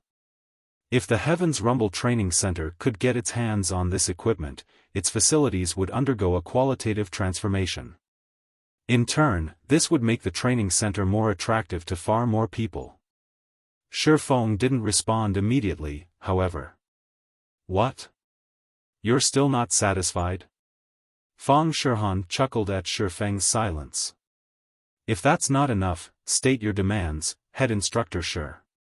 She already had a good grasp on Heaven's Rumble Training Center's situation. Although Lei Bao normally led the training center, and Heaven's Rumble's members received excellent training, it was nothing compared to the nation's top dojos and training centers, particularly when it came to its training facilities. If Heaven's Rumble acquired state-of-the-art equipment, its facilities would be an excellent promotional tool on their own, luring in far more members. Xiaofan had no reason to reject her offer. Zero Wing desperately needed manpower, after all. Feng Shihan assumed that the only reason Xiaofan hadn't jumped at her offer was that he wasn't confident in withstanding Matt's punches. Knowing this, she wouldn't give the younger man any excuses to refuse her challenge. Everyone in the hall thought the same. They had already witnessed Matt's power. Everyone would be impressed if Xiaofan remained standing after taking a single hit, let alone 3. Since Miss Feng has asked, I only have one condition, Xiaofan said, smiling. He must withstand 3 of my palm strikes, as well.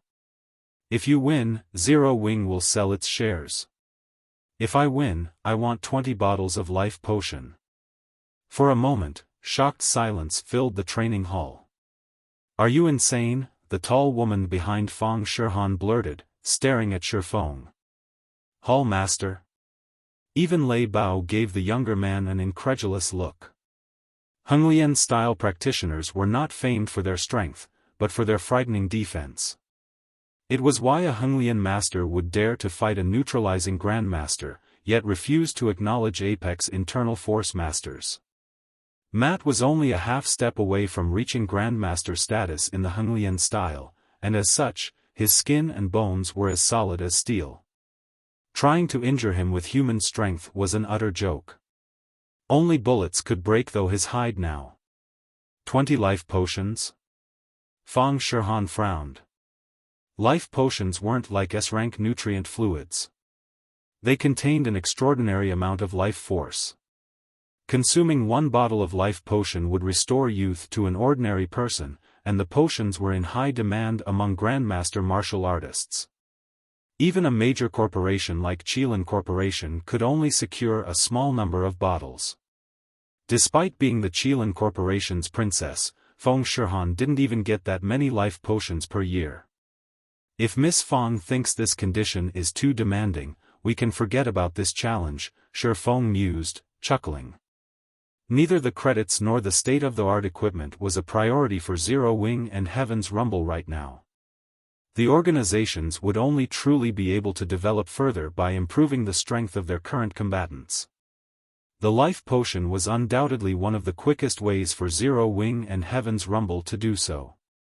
As long as Zero Wing and Heaven's Rumble became strong enough in the future, obtaining state-of-the-art was entirely possible if they were willing to spend a little money, but that wasn't the case for the life potions. They were truly rare items. Not even Lu Xinglua, the Starline Corporation's heir, could acquire many life potions, much less Xiaofan. Fine. I agree to your condition. Feng Shihan hissed. Smiling, she continued, but remember, you only have 3 palm strikes. Of course. Xiaofan nodded. You really think you can win, kid? Grinning, Matt said, even if I stood here and let you hit me 20 times, you couldn't force me to take a single step back, much less 3. Read latest chapters at Wuxia World. However, before Matt could say anything more, Xiaofan walked up to him and thrust out his palm. The strike looked light and gentle from an outsider's perspective, it didn't look like it had the power to threaten anyone.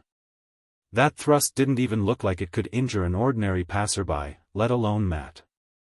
However, just as Xiaofan's palm was about to connect with his target, the movement changed, leaving 3 afterimages in its wake. Thud. A dull sound echoed throughout the hall, and Matt's face lost color until his complexion was a deathly pale. He stumbled 3 steps back, clutching his abdomen as he fell to his knees, unable to speak for a long moment.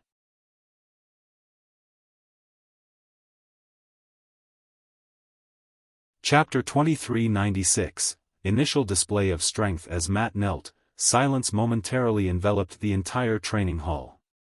The tall woman with short hair, in particular, wore a stiff expression, her mocking words forgotten. Impossible. Matt, what happened? Mythology's members were dumbfounded by their comrades' reaction. They were all quite familiar with Matt's strength and defense, but they also knew his personality. Thus, they knew this wasn't an act. Xiaofang's palm strike had looked gentle. It hadn't even seemed powerful enough to injure an ordinary person, much less a Fenglin expert like Matt, yet after taking the hit, Matt had collapsed with his pale face twisted in pain. The strike had clearly left him with substantial injuries. Even Lei Bao and Heaven's Rumble's disciples gaped in shock, not to mention Feng Shihan's group. What did the Hall Master do? Heaven's Rumble disciples were confused. They had already witnessed Matt's strength earlier, when he had defeated Lei Bao in 3 moves. The man had such high defense that he had taken a full-powered blow from Lei Bao without issue, and yet, he couldn't cope with one of Xiaofang's gentle palm strikes. Did that guy use some hidden weapon, Vice Guild Leader? How else would he have hurt Matt, a male youth, who was as large as Feng Mingyu? Quietly asked Feng Shihan. Aside from the old instructor, who wasn't in the hall, the strongest of Heaven's Rumble's visitors were Matt and Feng Shihan. Since Matt couldn't speak at that moment, only Feng Shihan could inform her companions of what Xiaofan had done. The rest of Mythology's group nodded, agreeing with the male youth. They assumed that Xiaofan must have cheated. No. He didn't just attack with 1 strike, but 3 instantaneous palm strikes, Feng Shihan said, watching Xiaofan with an indescribably grim expression. Moreover, all 3 strikes hit the same location, so it looked like a single attack. His physical control has already reached the spiritualization realm. 3 palm strikes? How is that possible?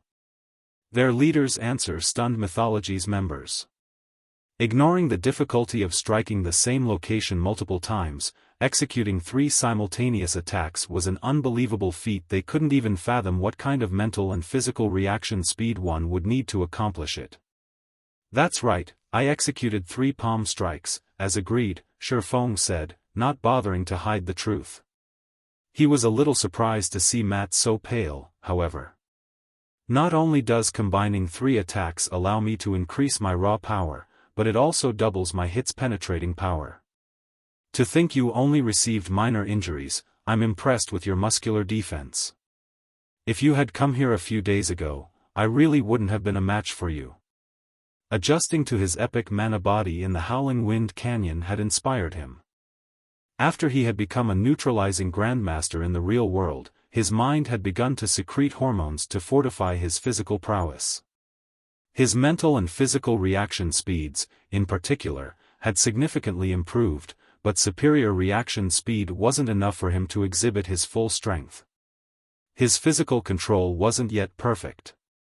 However, by controlling the flow of mana in his epic mana body, he had come up with some combat techniques that would rely on his reaction speed. Although he couldn't replicate these techniques perfectly in the real world, he was able to exhibit a fraction of the technique's power. Even that fraction greatly increased his strength and penetrating power, allowing him to drive the force of his strikes toward Matt's organs. Not even an adult bear would escape such an attack unscathed. Although Matt was in incredible shape, he was only human. Once his pain had subsided to a bearable level, Matt stood, glaring at Xiaofan with a hint of fear in his gaze. He abandoned any thought of fighting the younger man. Very good. I've lost this challenge. Fenglin-style practitioners were famed for their brute strength and defense. The only reason that they dared to clash with neutralizing grandmasters was their ability to take a hit without sustaining significant injuries. On the other hand, if they got lucky and landed a bow, they could knock out their opponent with a single hit. However, they'd have to flee from a neutralizing grandmaster like Xiaofan, who could ignore their defense. Fighting such an individual would only spell their death. Still, the situation confused Matt.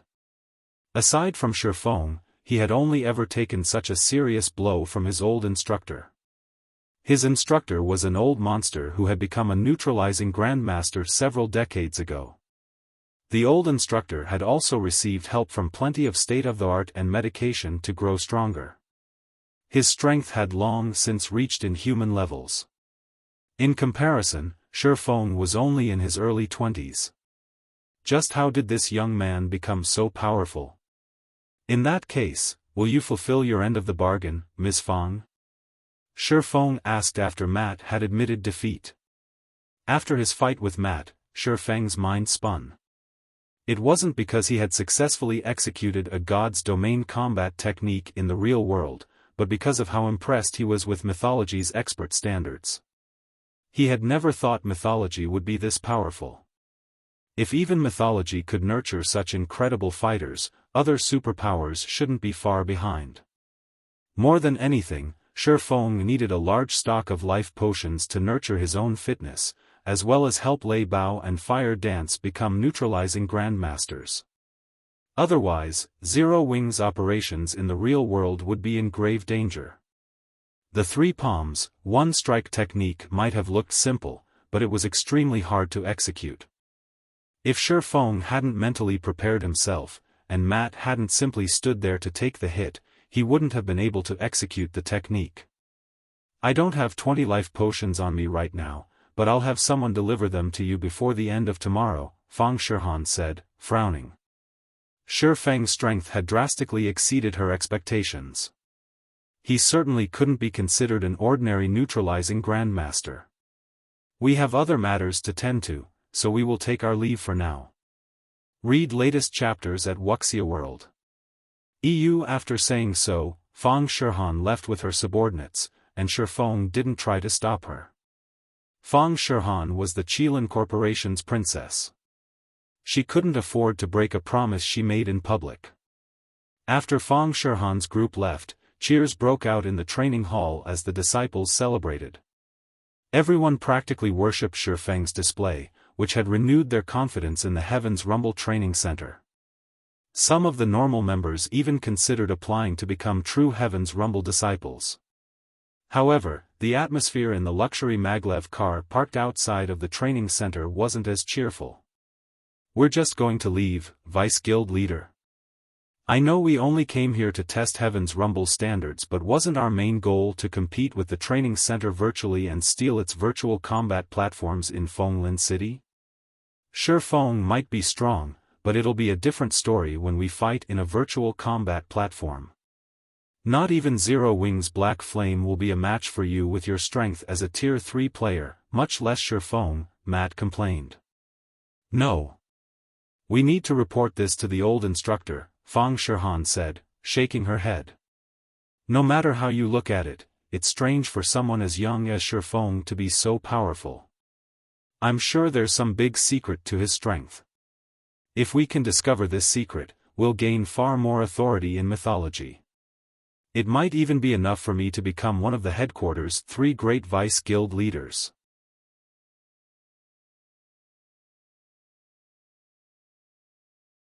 Chapter 2397, Ascension Realm. Fenglin City, Redstone Restaurant. Fang Shihan and her entourage stood before a man in one of the Redstone Restaurant's VIP rooms, which had an antique flair. The man sat cross-legged on the floor with his eyes closed. Despite the fact that half of the man's hair had already turned white, his facial features were that of a man in his early 40s. In truth, however, he was already over 70.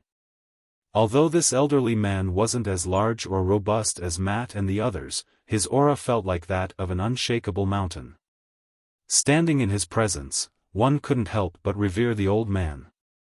This man was none other than Situ Qingtian, Fang Shihan and her companion's instructor. Matt, is Xiaofan truly as powerful as Shihan described? Was he really able to combine the power of his attacks? Situ Qingtian asked as he opened his eyes and looked at the younger man before him. I'm sure of it.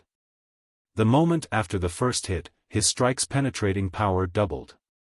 If I hadn't reacted quickly enough and diverted some of the force, he would have likely knocked me out, Matt said, nodding. Before today, he had only ever experienced that level of power from Situ Qingtian, and the memory of Xiaofang's hits were still fresh in his mind. Instructor, I investigated Xiaofan thoroughly, and there were no reports of him possessing this kind of strength.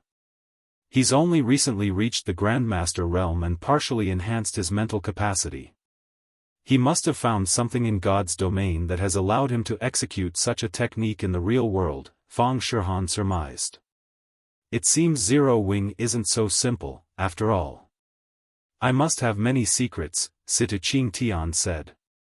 I suspect this Xiaofan has made considerable progress in the realms of truth.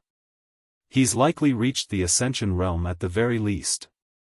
The Ascension realm? How is that possible? Matt exclaimed. Mythology had discovered the realms of truth combat system, which had profound principles, in God's domain. At first, some of the various superpowers had labeled the realms of truth as the spiritualization realm, and they had discovered that learning these principles allowed one to gain unbelievable control with combat techniques. Learning these principles was akin to engraving combat techniques on one's bones. Players that learned these principles and practiced them successfully could execute a combat technique with every movement. They could exhibit strength far beyond their natural potential. However, progressing through the realms of truth was an intense challenge. Even Matt, a genius, had barely begun, yet he was considered one of the most accomplished individuals in mythology. And now, they discovered that Xiaofan, who was much younger than Matt, had gone beyond, reaching the Ascension realm. How could he allow himself to believe it? That is why I am sure Zero Wing has hidden many secrets. Mythology has expended a lot of manpower and resources to explore the realms of truth, yet we have barely uncovered some of the training methods, Situching Tian said, his interest in Zero Wing growing. Zero Wing must have obtained some clues relating to the realms of truth and uncovered detailed training methods. No individual could reach such a standard by themselves, otherwise. If that is true, we must obtain this secret. Fang Xiaofan declared, passion burning in her gaze. Mythology had constantly been searching for the realms of truth's secrets, but the clues they had uncovered were few and vague. Needless to say, they had yet to discover any systematic training methods. If she could get her hands on Zero Wing's training system and combine it and mythology's research, not only could she improve her own combat standards, but she could also gain more authority within the guild. Vice Guild Leader, Zero Wing's roots on the eastern continent are too solid to shake right now, especially now that it has Stone Forest City. I'm afraid that we won't be able to cause any significant damage. Even if we target the Heaven's Rumble Training Center, our results will likely be negligible. At worst, we'll slow Zero Wing's recruitment rate, but we won't be able to harm the guild's foundations directly, Matt anxiously said. He desperately wanted a Realms of Truth training system, as well. If he could progress further through the Realms of Truth, not only would he grow stronger in God's domain, but he'd also gain more combat power in the real world. Don't worry about it. Since we now know Zero Wing has obtained clues regarding the Realms of Truth, our guild will not let it out of our sight. I've read through the reports on Zero Wing. It seems the guild is at war with Starlink, and the Dragon Phoenix Pavilion's Phoenix Rain is part of the reason it has held on for so long, Situching Tian calmly stated. If we can interfere and prevent Phoenix Rain from helping Zero Wing, I doubt the guild will last long against Starlink. Xiaofan, visit the Dragon Phoenix Pavilion and inform Ku Rong of our stance. I'm sure that old fellow will make the wise decision. I understand. I'll get it done once I return, Fang Xiaofan said, nodding. She had thought of pressuring the Dragon Phoenix Pavilion, too, but she was only a vice guild leader from one of mythology's many branch guilds. Although she had a good reputation in the guild, she had no authority to represent the guild in crucial matters. Now that she had permission, however, she didn't have to worry about any negative repercussions. Whether or not the Dragon Phoenix Pavilion would give in to her demands wasn't even a question. Mythology was one of the 5 great super guilds in God's domain. Even ordinary super guilds had to show it respect, not to mention a super first-rate guild like the Dragon Phoenix Pavilion. Meanwhile, in Zero Wing's main headquarters, Once Xiaofan received the 20 bottles of life potion from Fang Shihan's subordinate, he gave 3 bottles to Lei Bao. He instructed the man to visit the extraordinary tower with the berserker Lei Bao had made for fun in God's domain. After his fight with Matt, Xiaofan had an odd sense of impending danger. Although Zero Wing was developing smoothly in God's domain, it was far too weak in the real world, especially when it came to poaching talented fighters. The various superpowers had already begun to do so on a large scale. However, since Xiaofan was so busy with his affairs in God's domain, he didn't have time to pay attention to Heaven's Rumble's development. If he wanted his training center to grow, he'd need another Grandmaster martial artist to defend it long-term. Among those working in Heaven's Rumble, Lei Bao was undoubtedly the closest to reaching the Grandmaster realm.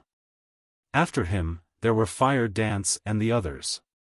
Lei Bao's physical fitness and control had already peaked, and he was only a step away from breaking into the Grandmaster realm.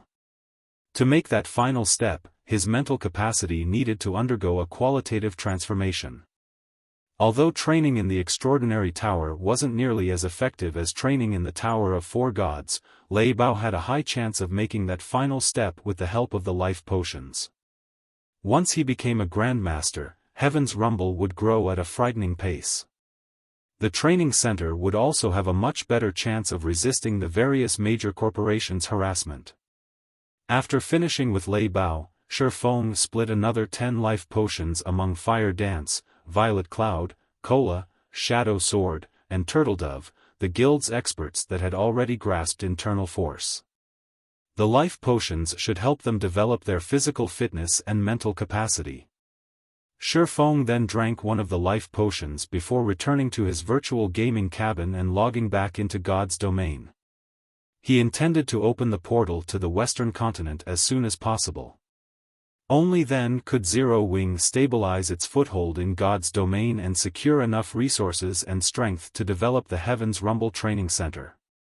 By the time Xiaofan re-entered God's domain, Cola and the others were, for the most part, rested and ready.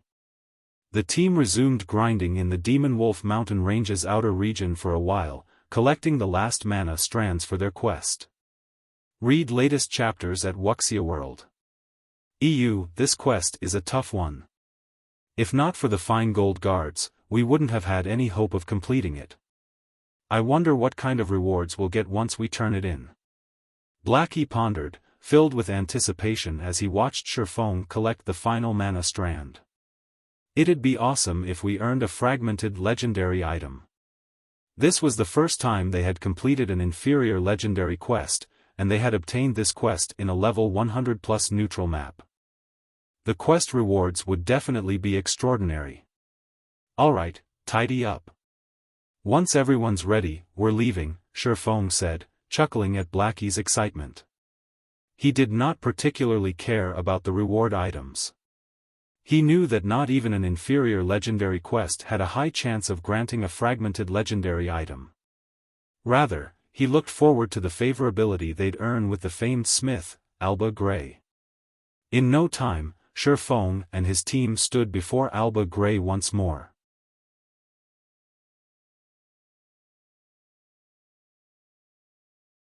Chapter 2398, Disintegration Power, Activate.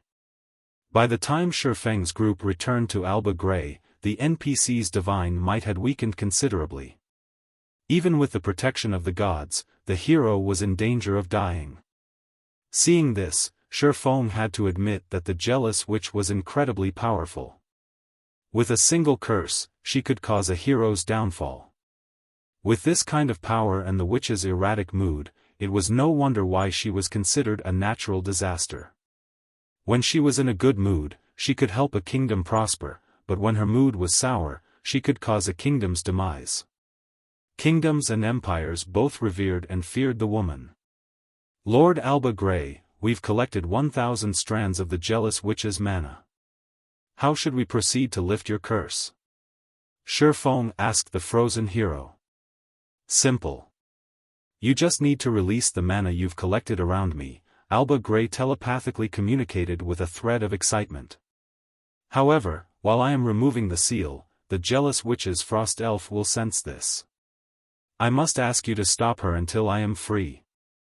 Just as Xiaofan was about to ask for more information, the snow around them stirred. It then gathered into the form of a woman. The woman was nearly 2 meters tall and looked mostly human, but unlike humans, her body was made entirely of snow. Divine runes etched themselves in her frozen form, giving her a sacred aura. One couldn't help the urge to submit to her will as they stood in her presence. As if the ambient mana had discovered its master, it gathered around the woman. A higher magic elf? Everyone gasped when they saw the snow woman's statistics. Ice Elf, Ulunium, High Magic Elf, Mythic, Level 110 HP 3, 500 00000/3, 500 0000000. Magic Elves had considerably high life ratings in God's domain, much higher than elemental creatures. Many of the spells humans wielded in this day and age had originated from magic elves. Mana favored these beings even more than ordinary elves because they possessed bodies made of mana itself. Meanwhile, high magic elves stood above magic elves in God's domain's hierarchy, akin to kings among magic elves. Their life ratings could even rival that of dragons. Do you really think you can escape my master's curse? Ulunium mocked as she gave Alba Grey a disdainful look. She then swept her glance over Xiaofan and his companions, saying, "Adventurers, it'd be best if you do not poke your noses into matters that do not concern you. Leave now, and I will spare you. Stay and help Alba Grey, and I'll ensure you remain here, alongside the rest of these foolish knights." As Ulunium spoke, the team felt an overwhelming sense of dread. They struggled to move as if the air around them froze them in place. Even breathing became a laborious task. Is she really a mythic monster? Kola muttered, shocked as he stared at Ulunium. With just a few words, High Magic Elf had immobilized Tier 3 players. She was nothing like the mythic monsters they had faced before. Guild leader, she is far too dangerous for us. If we try to fight her, only the personal guards will last more than 10 seconds, Yen Tianqing expended an immense amount of energy to whisper to Xiaofan. I doubt we'll even last 5 seconds against her, Xiaofan said, smiling bitterly at Ulunium. He had never expected this inferior legendary quest to be so vicious. Collecting 1,000 mana strands within 10 days in the Demonwolf mountain range had already been a nigh impossible task, but the challenge before them was simply a joke. They might have had a chance if the system had pitted them against an ordinary magic elf, but trying to fight a high magic elf was on par with challenging a bona fide dragon. Although they had raided a Tier 4 ice dragon, Heathwaite had been severely injured before they had arrived. Its combat power had been nowhere near its peak. Furthermore, Xiaofan had been able to suppress it with his heavenly dragon's breath, which was the only reason they had had a slim chance of defeating it. Ulunium, on the other hand, was a completely different story. Not only was Ulunium's combat power at its peak, but as a high magic elf, she had hundreds of spells under her command. She could wipe a 100-man Tier 3 team off the face of God's domain in a matter of seconds. If players tried to fight her without specific tools to counter her attacks, their only hope of survival was to flee as far and fast as possible. Unfortunately, summoning a Tier 4 Great Demon with the Bible of Darkness was impossible, as well. Ulunium had high enough intellect that she'd target Xiaofan immediately, and the Great Demon wouldn't be able to do anything about it. Adventurers, give me 90 seconds. If you can hold out for that long, I can free myself from this curse. Alba Grey suddenly shouted. Alba Grey's words left everyone speechless. They could barely move within Ulunium's domain. They'd be lucky to stall her for 10 seconds, not to mention 90. Ulunium was no normal mythic monster, she was a creature that was more skilled with her spells than Tier 4 great wizards, and she loved large-scale combat. She could annihilate them all with one AoE spell, leaving no opportunities to challenge her. 90 seconds? After some pondering, Xiaofan turned to Kola and asked, Kola, can you hold her for 10 seconds? If I activate my Berserk and life-saving skills, it should be doable, Kola said after considering his prowess. He currently wore the Frostwolf set, and with his fragmented legendary shield, he was more than capable of tanking a level 100+ mythic monster. Yulunium's life rating rivaled that of Dragon's, but he shouldn't have any issues tanking her for 10 seconds if he activated his Berserk and life-saving skills. Do you have a plan, guild leader? Yan Tianqing asked. They could simply surrender, but they'd have to bear the brunt of the quest's penalty. I do, but I'm not sure if it will succeed, Xiaofan replied. Unfortunately, we have no other options. Kola, get ready. If Alba Grey had asked them to stall Yulunium for several minutes, Xiaofan would have had no choice but to surrender, but he had a chance if he only had to hold her off for 90 seconds. Xiaofan then retrieved the Bible of Darkness and summoned a great demon. Seeing this confused his companions. They knew that Yulunium was intelligent enough to ignore the great demon and attack its summoner. How could a great demon possibly slow the high magic elf down? Although they weren't sure what Xiaofan intended, they followed his instructions and split up, putting as much distance between them and Xiaofan as possible. Meanwhile, Kola activated his Berserk skill and waited for Xiaofang's signal. Go! Xiaofan yelled once everyone was in position. He immediately released the mana they had collected around Alba Grey as Kola dashed toward the enraged ice elf, activating Justice Roar to attract her attention. Foolish humans! You will die here with the rest of these fools! Yulunium bellowed. Watching Kola, she lightly waved hand. Ice lances, over a dozen meters long, coalesced in the air and flew toward the MT. Without chanting an incantation or drawing any runes, Yulunium had cast the Tier 4, Ice-type spell, Frost Tooth. As the ice lances flew toward him, Kola relied on his combat standards and reaction speed to dodge, but he failed to evade one of the lances. He was forced to block the attack with his shield. Boom! The ice lance exploded against his shield, and the impact forced Kola to sink into the snowy ground. The attack had dealt over -300,000 damage, taking more than 10% of Kola's total HP. How powerful is she? Everyone's eyes nearly fell from their sockets.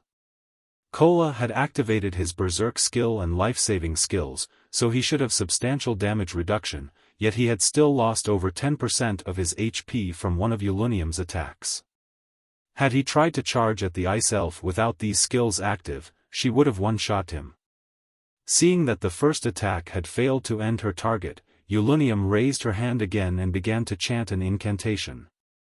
Responding to her command, a powerful blizzard swept toward Kola, streams of wind striking like pythons and threatening to tear Kola apart. As these wind serpents attacked, Kola was forced to halt his advance and defend himself with his shield. His HP rapidly plummeted. At this rate, he didn't have enough HP to last 5 seconds, much less 10. Fortunately, every healer on the team focused on recovering Kola's HP, keeping him alive, albeit barely. As the seconds passed, Kola's HP climbed and fell like a roller coaster as he danced on the fringes of death. The team's healers couldn't mitigate Yulunium's damage fully, and each round of healing seemed less effective as Kola steadily lost HP. I can't hold on for much longer, guild leader. Kola knew he had bit off more than he could chew as he glanced at his HP bar. As Kola finished his last word, another blizzard assaulted him from behind. Unfortunately, the wind pythons attacking from the front had him preoccupied, and he could only watch as more approached from behind. It's over. Sensing the incoming attack, Kola knew his time was up. However, a figure suddenly appeared behind him. It was none other than Xiaofan. 10 seconds have passed. Leave the rest to me. Xiaofan shouted over the roaring wind as he charged at the incoming wind python behind Kola. Guild leader? The team was confused as they watched Xiaofan try to meet the incoming blizzard in battle. Read latest chapters at Wuxia World. Kola was a guardian knight, yet the blizzard's pythons had devoured a significant portion of his HP. As a swordsman, Xiaofan would only dig his own grave by trying to block the python's attack. Disintegration power, activate. Just as the blizzard was about to reach him, Xiaofan activated the disintegration armor's strongest skill, disintegration power. The intensity of Xiaofan's aura immediately skyrocketed, and gray smoke drifted from his body, shattering space around him. As the blizzard's python reached him, Xiaofan swung Killing Ray to counter its attack.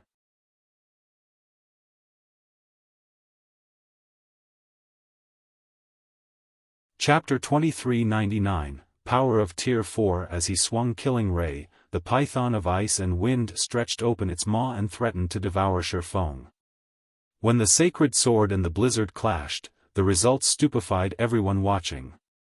With a passing flash of light, the blade sliced apart the powerful, icy attack, dispersing the blizzard. He blocked it? What did the guild leader do?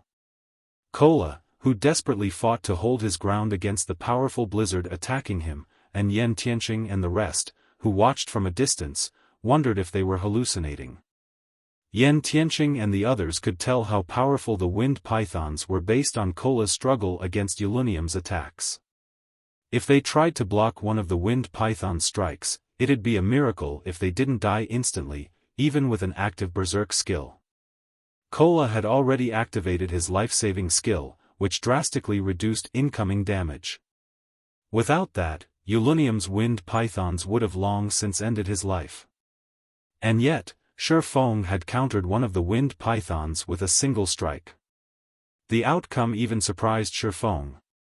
He hadn't expected his strike to be so powerful after using disintegration power to upgrade himself to a Tier 4 Sword Emperor. So, this is the true strength of a Sword Emperor. Xiaofan thought as he relished the strength he had wielded with his counterattack. Xiaofan had never been able to break past Tier 3 into Tier 4 during his previous life, so he had never felt the power a Tier 4 player commanded. He only knew that they were incredibly strong. But after taking a moment to adapt to his Tier 4 epic mana body, he, more or less, understood why so few Tier 3 players could stand against those at Tier 4, even when wielding a fragmented legendary weapon. The differences between Tier 3 and Tier 4 players weren't limited to basic attributes and physique. There was also a qualitative difference in the way their bodies conducted mana. With his improved mana body, Xiaofang's mind was clearer than ever before, and his body constantly felt at the ready. This was evident through his counterattack.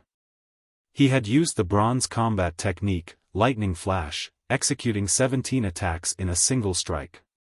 As he did, the 17 attacks had even devoured the space before them, which was a feat he definitely wasn't capable of without disintegration power active.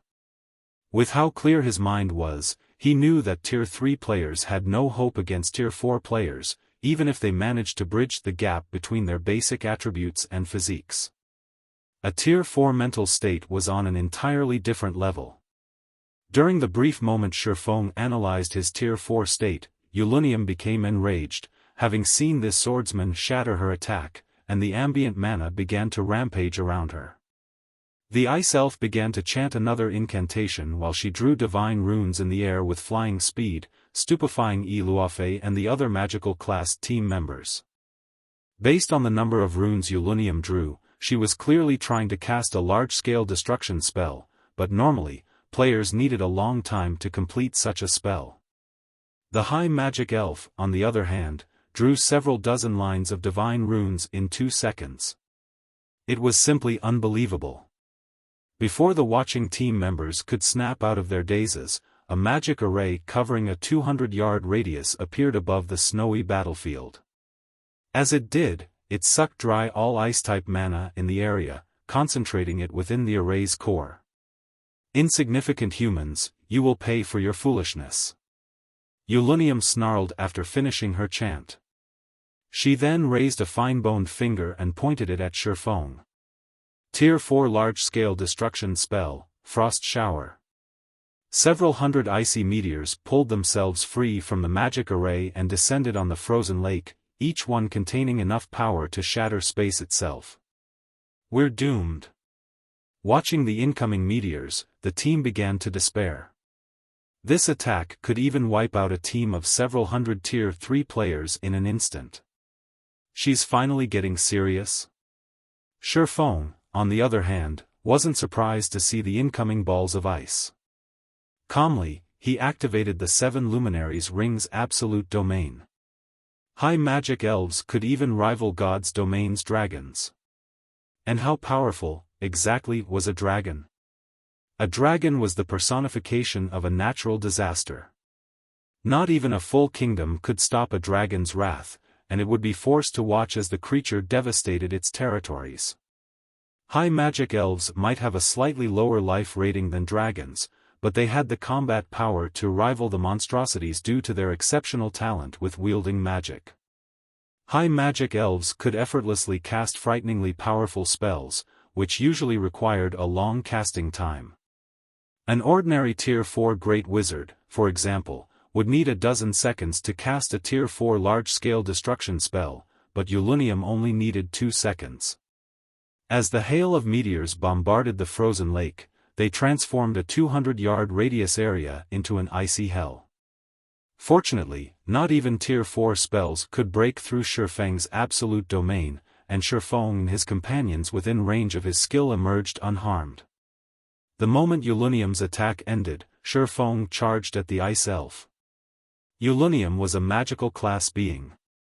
If she were allowed to cast her spells freely, she could even slay Tier 5 players, much less Xiaofan's Tier 3 teammates. If Xiaofan wanted to prevent her from slaughtering them all, he had to face her in melee combat. With absolute domain's protection, Xiaofan could approach Ulunium while she bombarded him with a steady stream of Tier 4 spells, but as he approached, he had to admit that this Ice Elf was incredibly powerful. Not only were her basic attributes considerably higher than his, but she also had an endless supply of Tier 4 spells at her command.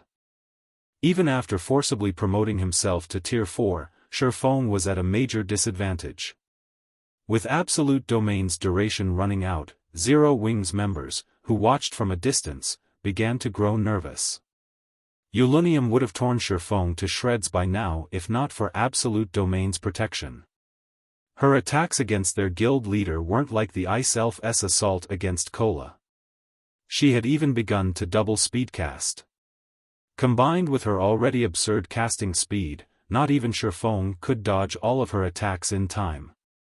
He was forced to rely on Sword's Orbit to block some of the attacks, lest the impact knock him back. As though she had anticipated the moment, Ulunium sneered and summoned a crystalline staff. The instant absolute domain came to an end. With a swing of her staff, she revealed numerous magic arrays that had been hidden under the snow around her. Countless icicles shot from the arrays, flying toward Xiaofan, and a powerful blizzard of hail and snow descended on the swordsman. Are you kidding me? Is Ulunium really just a monster? Blackie's eyes nearly fell from their sockets when he saw the magic arrays appear around Xiaofan. Not only had the Ice Elf set traps during the battle, but her traps had been so cleverly placed that not even Blackie, a cursemancer, had noticed them.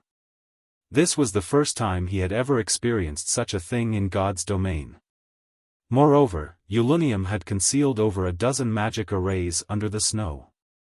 As they activated simultaneously, they had the power of more than a dozen Tier 4 magical classes attacking as one. An attack like this would even turn a Tier 4 metric tons into Swiss cheese. As expected of a high magic elf, she's even calculated my skill's duration. The incoming icicles didn't surprise Xiaofan in the least. He immediately commanded his summoned Great Demon, which had been on standby, to join the fray. Mythic monsters' intellect shouldn't be underestimated after level 100, especially that of a high magic elf like Ulunium. Xiaofan had expected her to employ traps. If these creatures were any weaker, the various superpowers of his previous life wouldn't have struggled so hard against superior mythics. The Great Demon appeared behind Xiaofan instantly and blocked the icicles coming in from behind its master. With the Great Demon's help, Xiaofan could concentrate on the wind pythons attacking him head-on.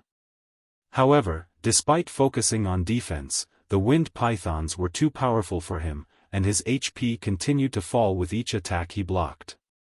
If he hadn't had the help of his healer's diligent spell casting, he wouldn't have lasted more than 15 seconds against this bombardment. With the great demon guarding his back and the rear line healer support, Xiaofan had a much easier time distracting Yulunium. Before even Xiaofan had realized it, another 50 or so seconds had passed, and only 5 seconds remained before Disintegration power's duration would end.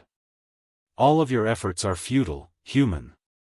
Your power is already fading, and once it does, both you and Alba Grey will forever decorate this lake as ice sculptures.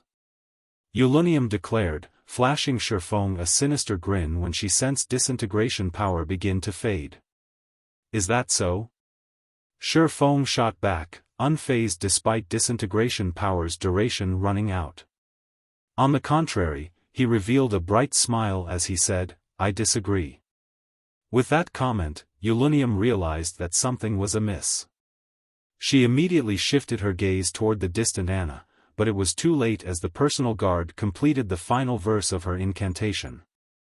A holy light pierced the clouds and shot toward the frozen lake as a higher Valkyrie with 3 sets of pure white wings appeared not far from the ice elf. A higher Valkyrie? Yulunium's expression shifted when she saw her newest opponent. Read latest chapters at Wuxia World. The Valkyrie gave Yulunium no time to prepare as she threw her thunder spear at the high magic elf, its astonishing power exploding through the space around it. A higher Valkyrie's life rating couldn't compare to that of a dragon, but it was on par with a high magic elf's. Yulunium was forced to focus on the higher Valkyrie's attack, defending herself. The higher Valkyrie demanded all of Yulunium's attention, and the ice elf had no energy to spare on Xiaofan. She couldn't even defend herself from his great demon's attacks, which steadily chipped away at her HP. As the seconds passed, the curse on Alba Grey grew weaker, yet Yulunium couldn't do anything about it. 90 seconds after Xiaofan had released the jealous witch's mana around the NPC, everyone heard ice shatter as Alba Grey broke free of his icy prison.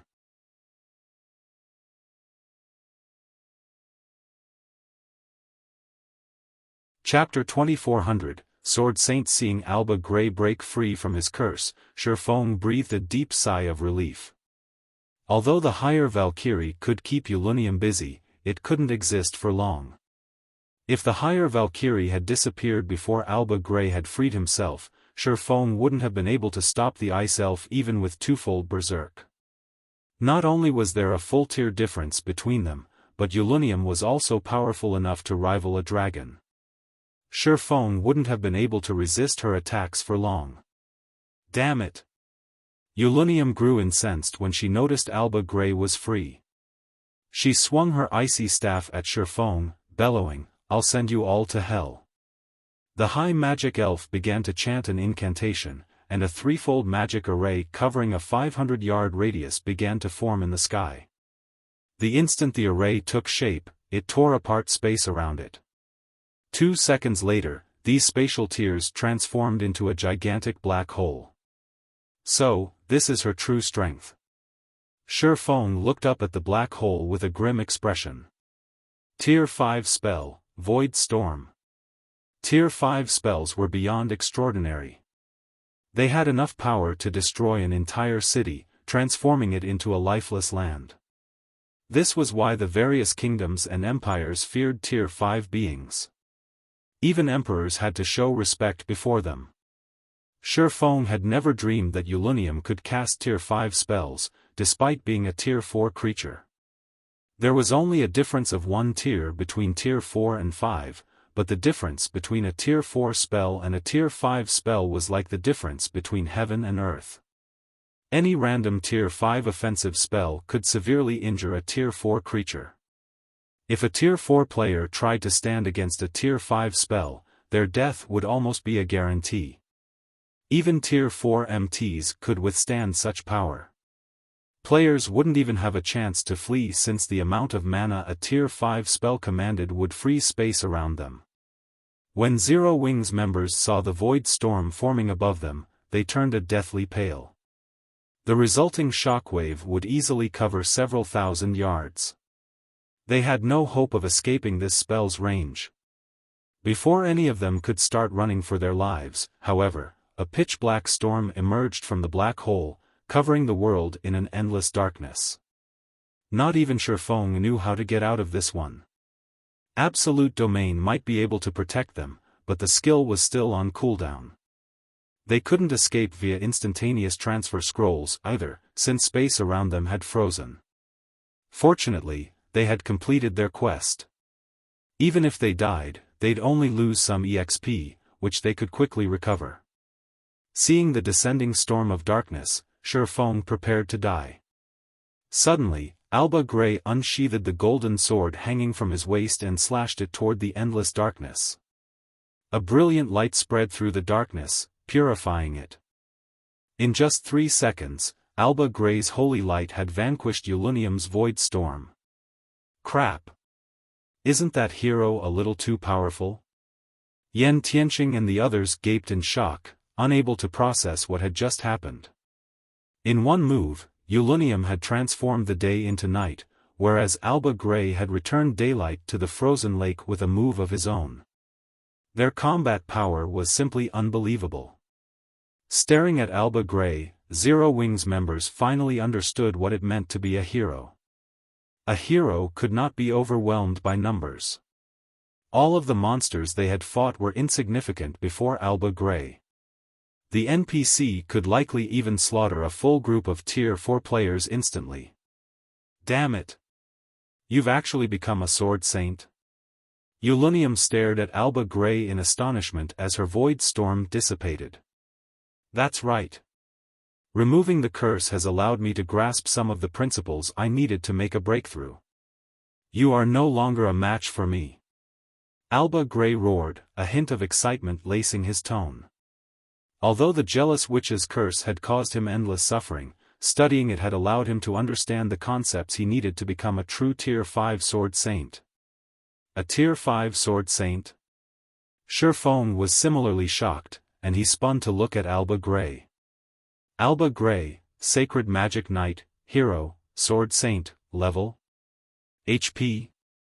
/ NPCs faced greater struggles when trying to complete their promotions, but this was also why NPC status rose dramatically with every promotion in God's domain.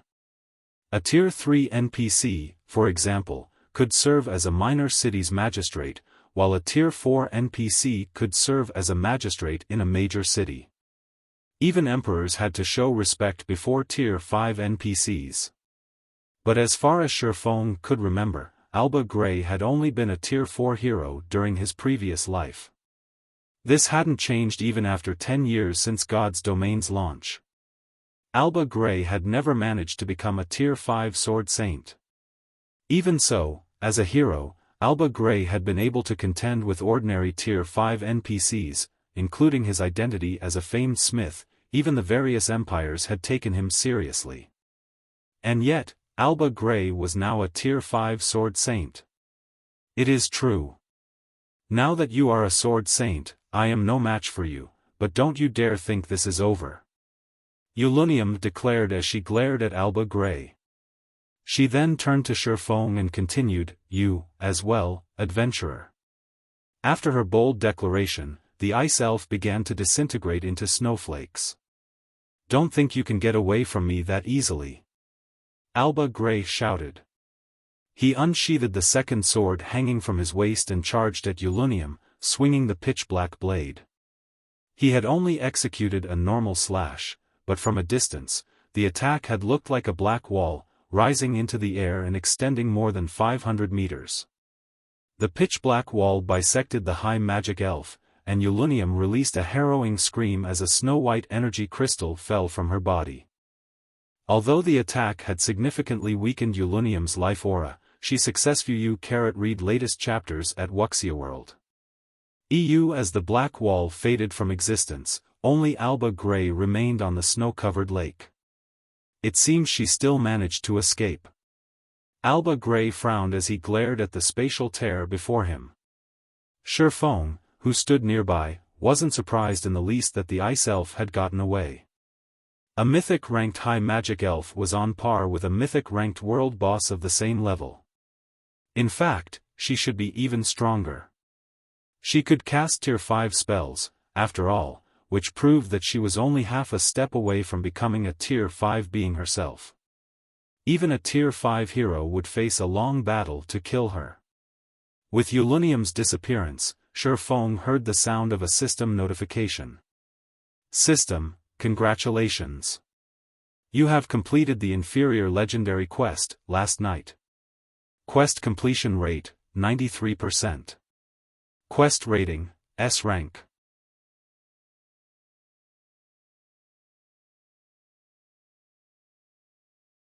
Chapter 2401, Alba Gray's Reward and S rank rating. Xiaofan was astonished when he saw the outcome of his quest. He'd thought that he had barely passed with a C rank rating. His team had spent 9 days collecting the 1000 mana strands. He had never dreamed that he would earn an S rank rating after taking so long. Receiving an S rank rating for high-ranked quests with completion rate indicators was incredibly difficult in God's domain. The quests themselves were typically challenging, and players had to complete the quest to near perfection to achieve such a high result. However, if players could earn an S rank rating, the original rewards would be improved slightly. Although the bonus wouldn't be very high, the additional rewards for an epic ranked or higher quest would be extremely valuable. A player had a 20% chance of earning an epic item as their reward for completing an epic quest, but if they gained the bonus from an S rank rating, their chances of earning an epic item would increase to 30% or even 40%. When completing an inferior legendary quest, an S rank rating could lead to a fragmented legendary item as a reward, which was normally impossible. Although Zero Wing had plenty of fragmented legendary items, every fragmented legendary item could enable a player to become a peak or apex expert in the future. Thus, every fragmented legendary item was a welcome addition. After the system had notified Xiaofan of his results, Alba Gray approached him. Fellow adventurers, thank you for saving me from that curse. I owe you all a big favor. Although my night division is no more, I will do my best to assist you with one matter, Alba Gray gratefully offered, showing none of the arrogance tier 5 powerhouses usually possessed.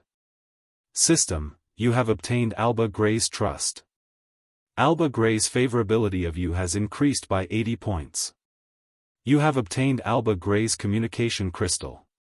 Alba Gray's statement and the system notification excited every member of the team. They had already witnessed the hero's power, and now, they could reach out to Alba Gray and ask him for a favor.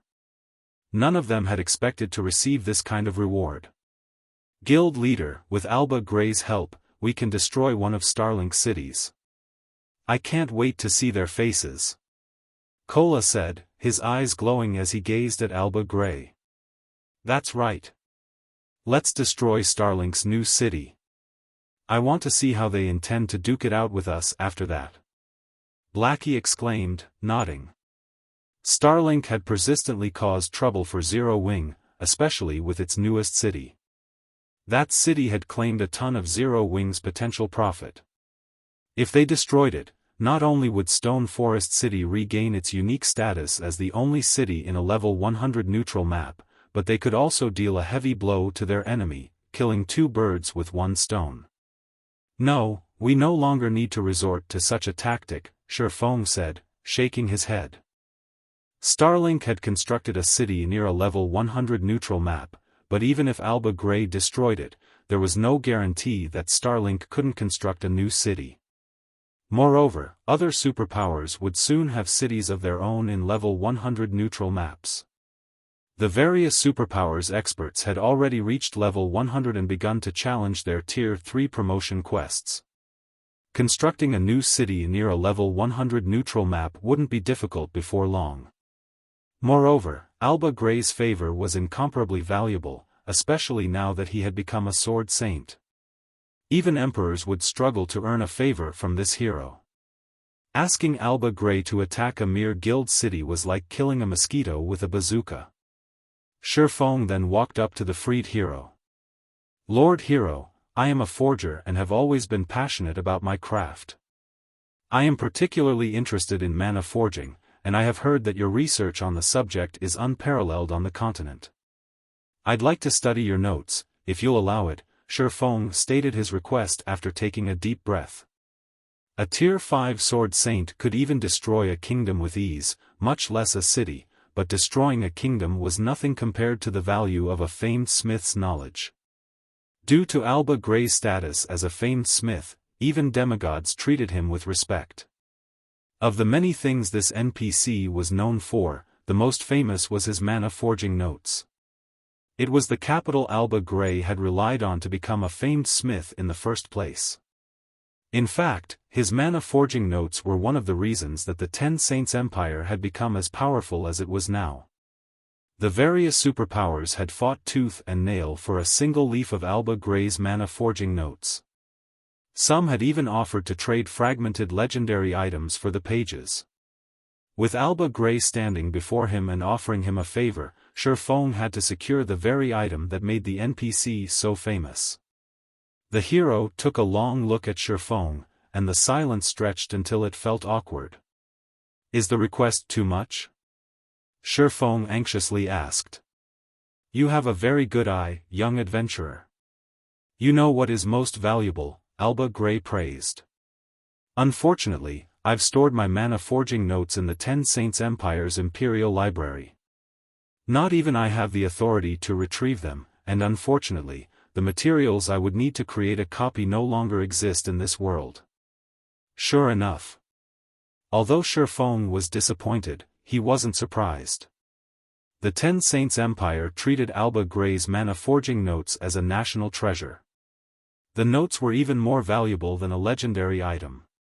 Just as Xiaofan was about to give up and wondered if he should ask the famed smith to craft him a custom-made fragmented legendary item, Alba Gray opened his mouth to speak again. But don't be too disappointed. Before I penned the official mana forging notes, I created a few drafts. Although I have lost many of them, I do have one volume of my drafts with me. If you don't mind, I can gift you this volume, Alba Gray informed Xiaofan as he retrieved an ancient booklet that radiated faint traces of mana. The booklet was old and tattered, but it felt somehow timeless, as if very few things in this world could destroy it. Thank you, Lord Hero. I will take good care of it, Xiaofan said as he accepted the booklet. He was still disheartened that he couldn't obtain the full compilation of the mana forging notes. He was surprised and pleased that he could obtain one of the notes volumes. Alba Gray had relied on his mana forging notes to become a famed smith. A single volume could easily rival the value of a legendary item. There's no need to thank me. If you need help in the future, you may contact me through my communication crystal, Alba Gray said, smiling. He then transformed into a streak of light and disappeared from everyone's vision. Read latest chapters at Wuxia World. EU System, you have earned Alba Gray's admiration. Alba Gray's favorability of you has increased by 10 points. System, Alba Gray's favorability of you has reached 100 points. You have become Alba Gray's friend. Blackie and the others were confused as they watched the exchange. They didn't understand why Xiaofan had asked the hero for a tattered notebook, and based on their guild leader's expression, he seemed ecstatic about it. As Xiaofan stored the mana forging notes draft volume in his bag, Yan Tianqing approached with a white energy crystal in hand.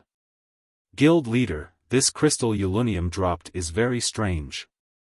Even with my master appraisal skill, I couldn't appraise it, Yan Tianqing said, a hint of excitement flashing in his eyes as he gazed at the energy crystal. You're tuning in to the Xiaofan's Wuxia Tales YouTube channel. Don't forget to subscribe and join us on this journey to catch the most captivating stories.